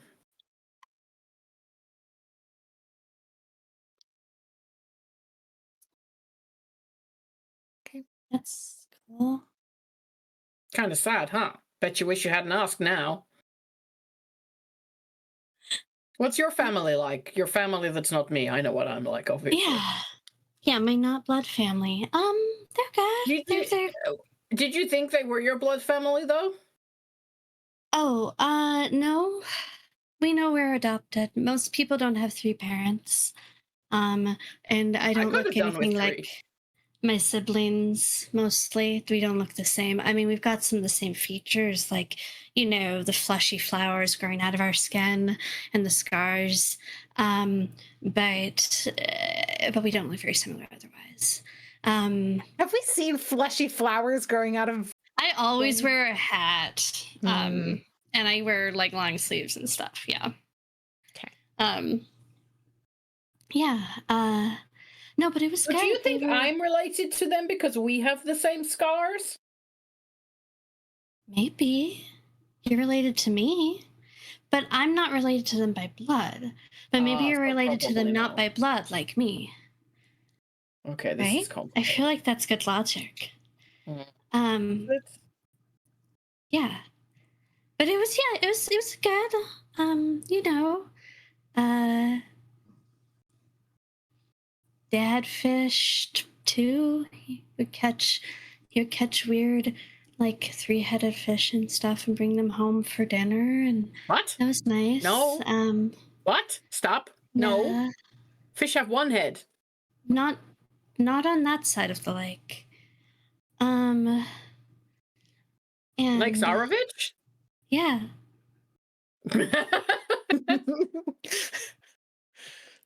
Okay, your town sounds so weird, Mari. 3-headed No. fish and flesh flowers. I think it's normal. No. No. No. In Barovia, vampires, terrible things, orphan, alcoholism, normal. 3 heads, 3 parents, fleshy flowers, not normal. This feels normal. I think it's Normal for you, maybe, but not normal. Yeah, so there's two. No, Mari, just let's just level set that there's two different ways to think of the idea of normal, as in for you, your day-to-day life growing up, it was an average day to have a fleshy flower-headed fish, but like compared to the vast swaths of people in the world, both in Barovia and outside of it, extremely not normal. Well, not my siblings. It's normal for them. Okay, that's about 4 people, and about how many thousands live in Barovia alone? Okay, a lot of siblings, actually. Okay, Mari, are you being purposefully obstinate about this because you don't want to acknowledge that it's not normal? No, it is 4 people, actually. Yeah. Okay, well, that was a wild guess, but I'm just saying that like 4 compared to 1,000, not a lot of data. Right. Yeah. Yeah, I mean, I don't know. It was normal for our town.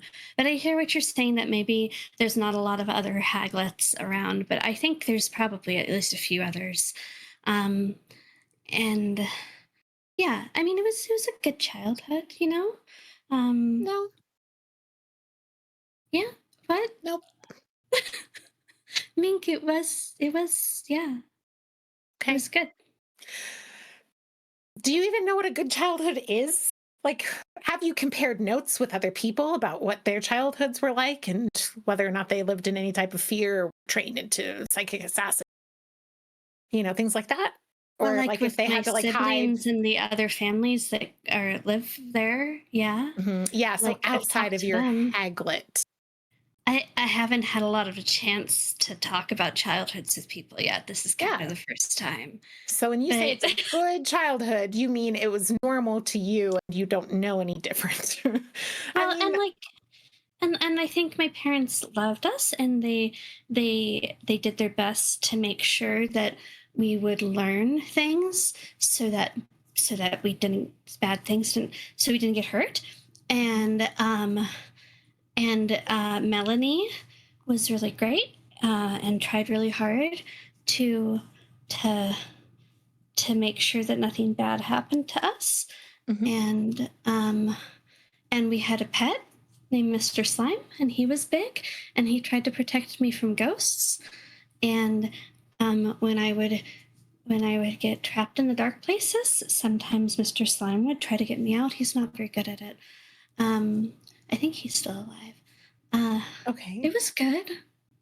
Yeah, so those things, I'm not saying that there aren't good things about your childhood, that there aren't good people or people who tried to do good things for you. But it's okay also to acknowledge that sometimes that like there can be good things in an overall bad place. Or overall bad situation. I never got trapped in a dark place. I never had a sibling who had to stop me from getting hurt or punished or have bad things happen to me outside of like, don't fall off that cliff because you got too close to the edge because we were out with the sheep. Really, that's normal shit for siblings to watch out for each other. And I don't know, Mari. I think that people can love you and hurt you. Or they can pretend that they love you in order to keep hurting you. And the more that we interrogate those things sometimes, the harder it is for us, but also in the long run, the better it is for us. So let's not be like, all is well in Valakai, if all is not well in Valakai, right? Like Vargas saying all is well in Valakai is kind of the same as it was a childhood. It wasn't. And I think you know on some level, and that there could be good things without it being good overall.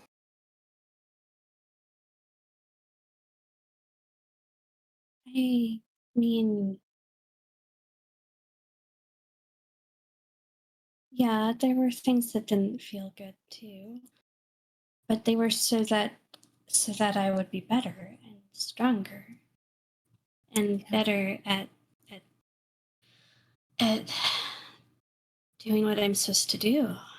And that's good. That's growth. Growth is important. Yeah. But using a child as a tool isn't good. Teaching a child how to be self-sufficient, but teaching a child that their purpose in life is to do something for your aunts or for your parents, and that you have to hone that and be good for them, or take punishment, or be in the dark place, right? That's manipulation of a child who deserved better. Yeah, but I'm strong now. And my siblings are still there, and so everything's okay. Okay.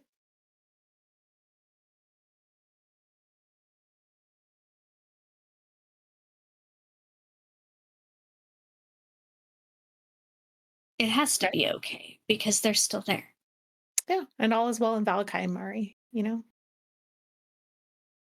But no, But maybe something. Valakai's shitty. But maybe we could get them to be more than okay, were we to get them away from there.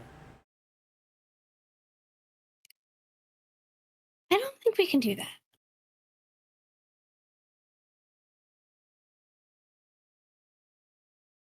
Well, I hope you know I would try for you. Perhaps the question to answer for yourself, or at least to think about as we travel, is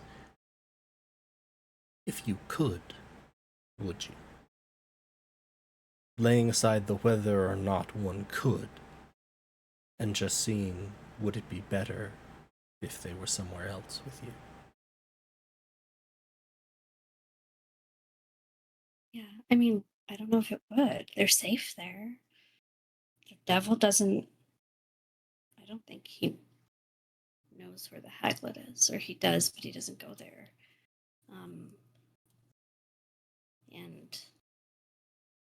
And aside from that one time when an outsider came and that was bad, other than that, it's pretty isolated, so all the bad things in Barovia can't hurt them.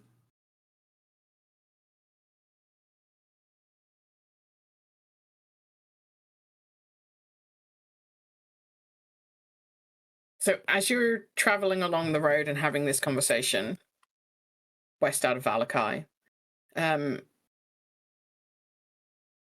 is listening to what you're saying, and he looks like he's had a stroke. Because he's like hearing what you're saying to Murray about how she was used and how that's abused, and he's thinking about like what he's been through with the Burgomaster, and he's not having a good time. So he's just having a bit more wine to figure that out. And after a couple of hours, you get, I don't know whether on the map you can see, there's a little bridge that goes over this piece of water that feeds into Lake Zarovich. It's a little stone bridge across the Luna River, and the river flows from Mount Gakis into Lake Zarovich, so it flows like dead north, and you're crossing over it. Can you all please roll perception checks for me? I'm assuming you don't need me to keep or Izek, but if you want me to do that at any, he's not perceiving anything at the moment apart from the bottom of a wine bottle. Got a 9. Nice. I'm probably being helped by the Jota or the Lamdea and Graboa. Okay. 12. Okay. All right. So with a 12, Murray, you don't see anything. And that's maybe not surprising, because maybe you need to find yourself in the bottom of a bottle of wine as well. It's your choice. But you're looking at this stone bridge, and it's weird because it looks like there's like shrubs on the bridge. And that's weird. That's not like normal for a stone bridge. And then there are like a couple of big trees on the other side of the bridge, like big pine trees. And that's weird too. Okay. I think Mink's been through enough ambushes and set up enough ambushes. Like, hang on. This looks, I don't know what this is, but we should be careful. We should test this first. I think it's pretty fair with the military background to say. Fully. Now, but even on a 12, this is enough information for us. Would you, I'm going to get Rictavio to roll then, because he probably was not paying attention. He's in the thing at the back.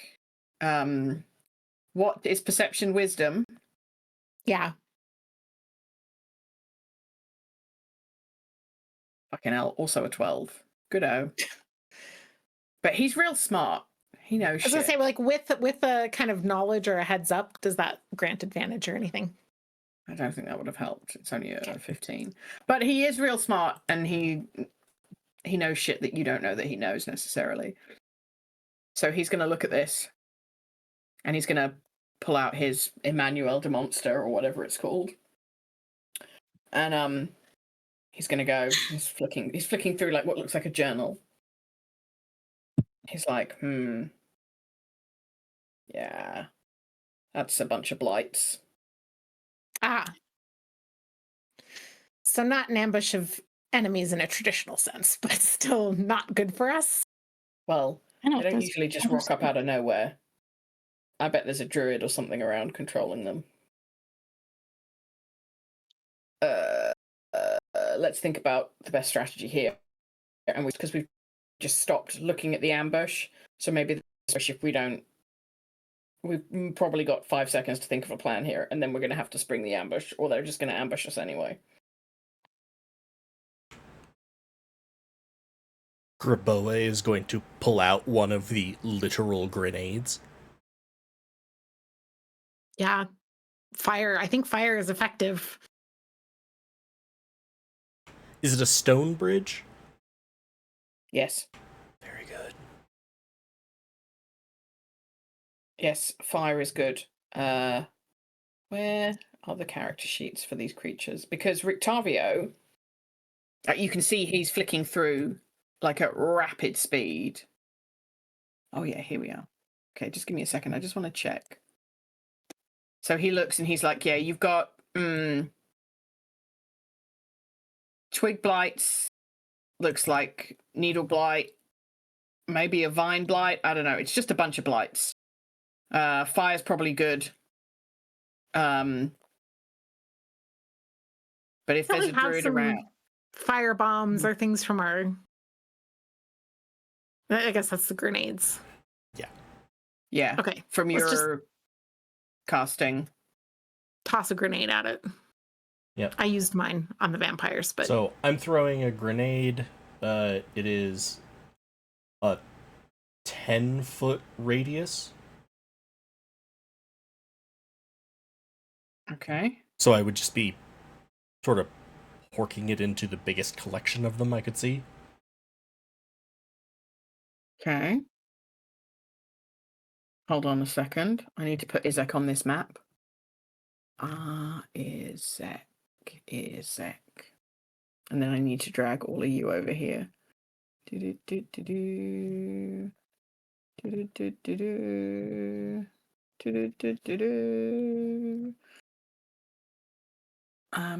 Where? Oh, you're here. You're on this map. And you need to be on this map. All right, let me know if you can see anything. Yes. Okay. So you guys feel free to position yourselves where you think you would be positioned. And then go where you can ping where you are going to chuck your thing. And then you can chuck it, and then we'll roll initiative, and then we can call it a day for today.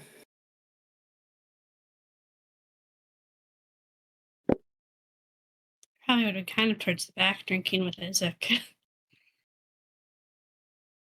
Yeah, Izek's on. This is where the wagon is, so you can be like next to the wagon, Mary. Since we've spotted what these things are, can we see them on at least the ones that we've spotted? Or is that not possible yet?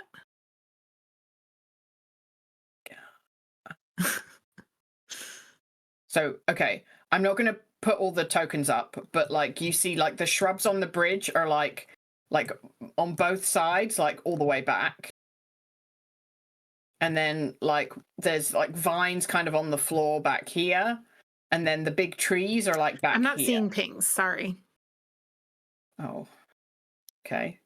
How about this? Can you see this? Yes, now I see it. Yeah. Okay, so you've got the little shrubs are like all the way here. And then you've got like some vines on the floor back here. And then you've got the big tree boys back here, what looks like.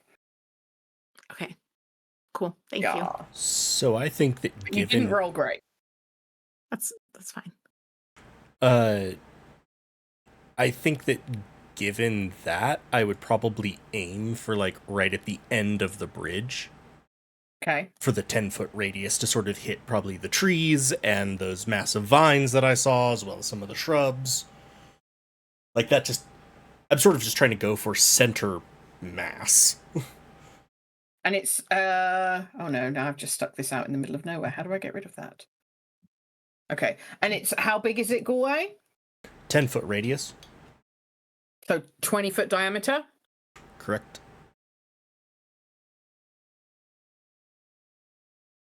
So like that big? Is that where you'd aim it, roughly? Can you see that circle? Yeah, or probably. Would you aim it one notch back?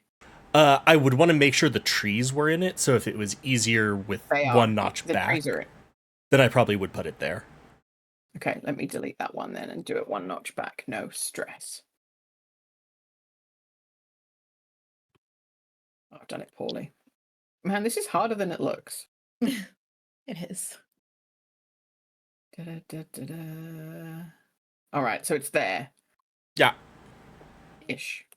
Okay, very good. Oh yeah, now we got it. Now we know what we're doing. Okay, very good, very good. Turn order. Let's clear turns from the previous fight. Yes. Okay, so you're going to yeet your grenade. So, I don't think you need to roll to hit because it's just like an AoE. Is there like a dexterity saving throw for it? Or is it just you chuck it and it's fire? And it does fire damage? It doesn't specify. It does say that it has a chance to set things on fire as well. Okay. All right. Well, do you want to roll a ranged attack?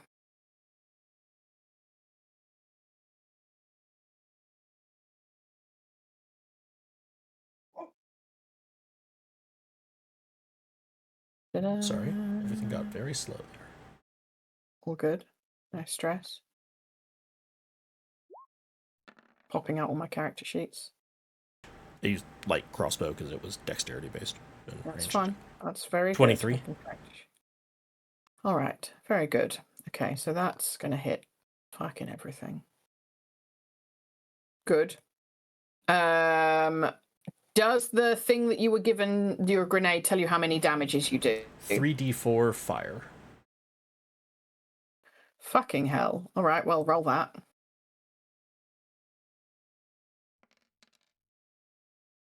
Nine. Nice.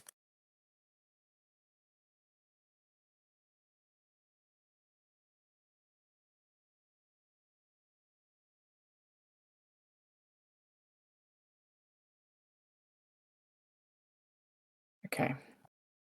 So you see, as you throw that,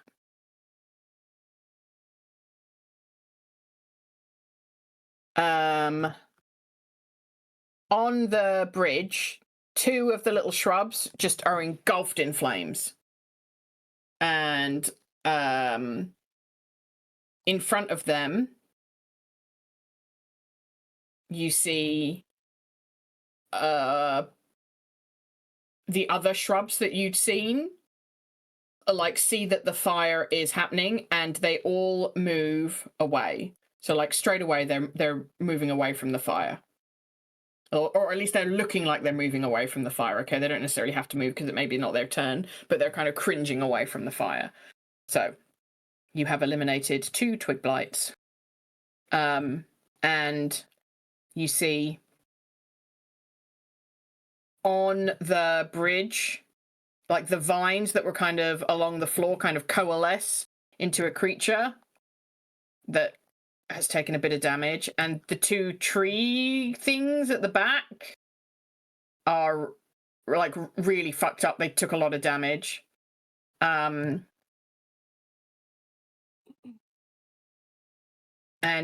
stepping out from behind one of the trees, you see a druid, a forest folk.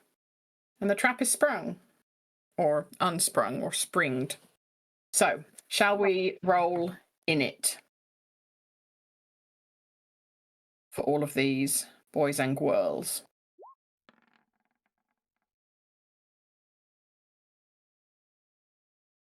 It's a big old 7 for Mink. Yeah, 23. Nice. Nice. Oh, I clicked on Vine Blight, Twig Blight. Too many blights.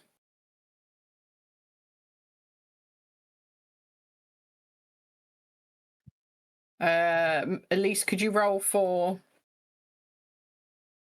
Isaac? That's the badger. Yes, give me 1 second to find him. His hit point maximum is actually down by 8. Still So down by 8, should be, yeah. I'm going to correct his hit points real quick. Yeah, because you haven't had a rest. Where did he go? Needle Blight, Vine Blight, Twig Blight. Wait, where's his token? Yeah, he was right next to me, and now it's gone. Is it under me? No, it's not under me. I can think I can drag him back onto the... Yeah, okay. I don't know what happened. Let me just get that -8 on him. Okay, and then I'll... All right, and I think that's everybody now.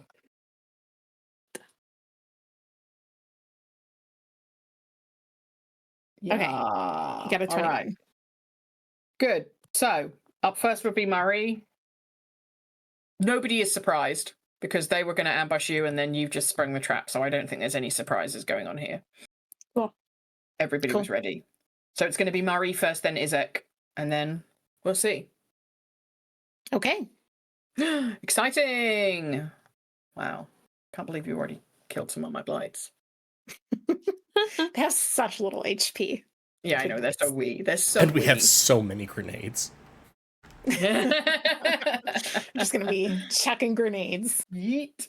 Very good. Very good. All right. So, survived to fight against vampire spawn. Explored some trauma on the road. And now some blights. It's just a day in Barovia. Lights on the bridge. Blights on the bridge. It's a classic story. It's like Snakes on a Plane. The Barovia version of Snakes on a Plane. Yeah. Blights on a bridge. It's on a bridge. My brain was so I got distracted by the... So, it happens. It happens. All right. Well, that was a good one. You made it out of Valakai. Good job. Thank God. Well done. Next adventure. None of you are dead. Again. Good. I'm delighted.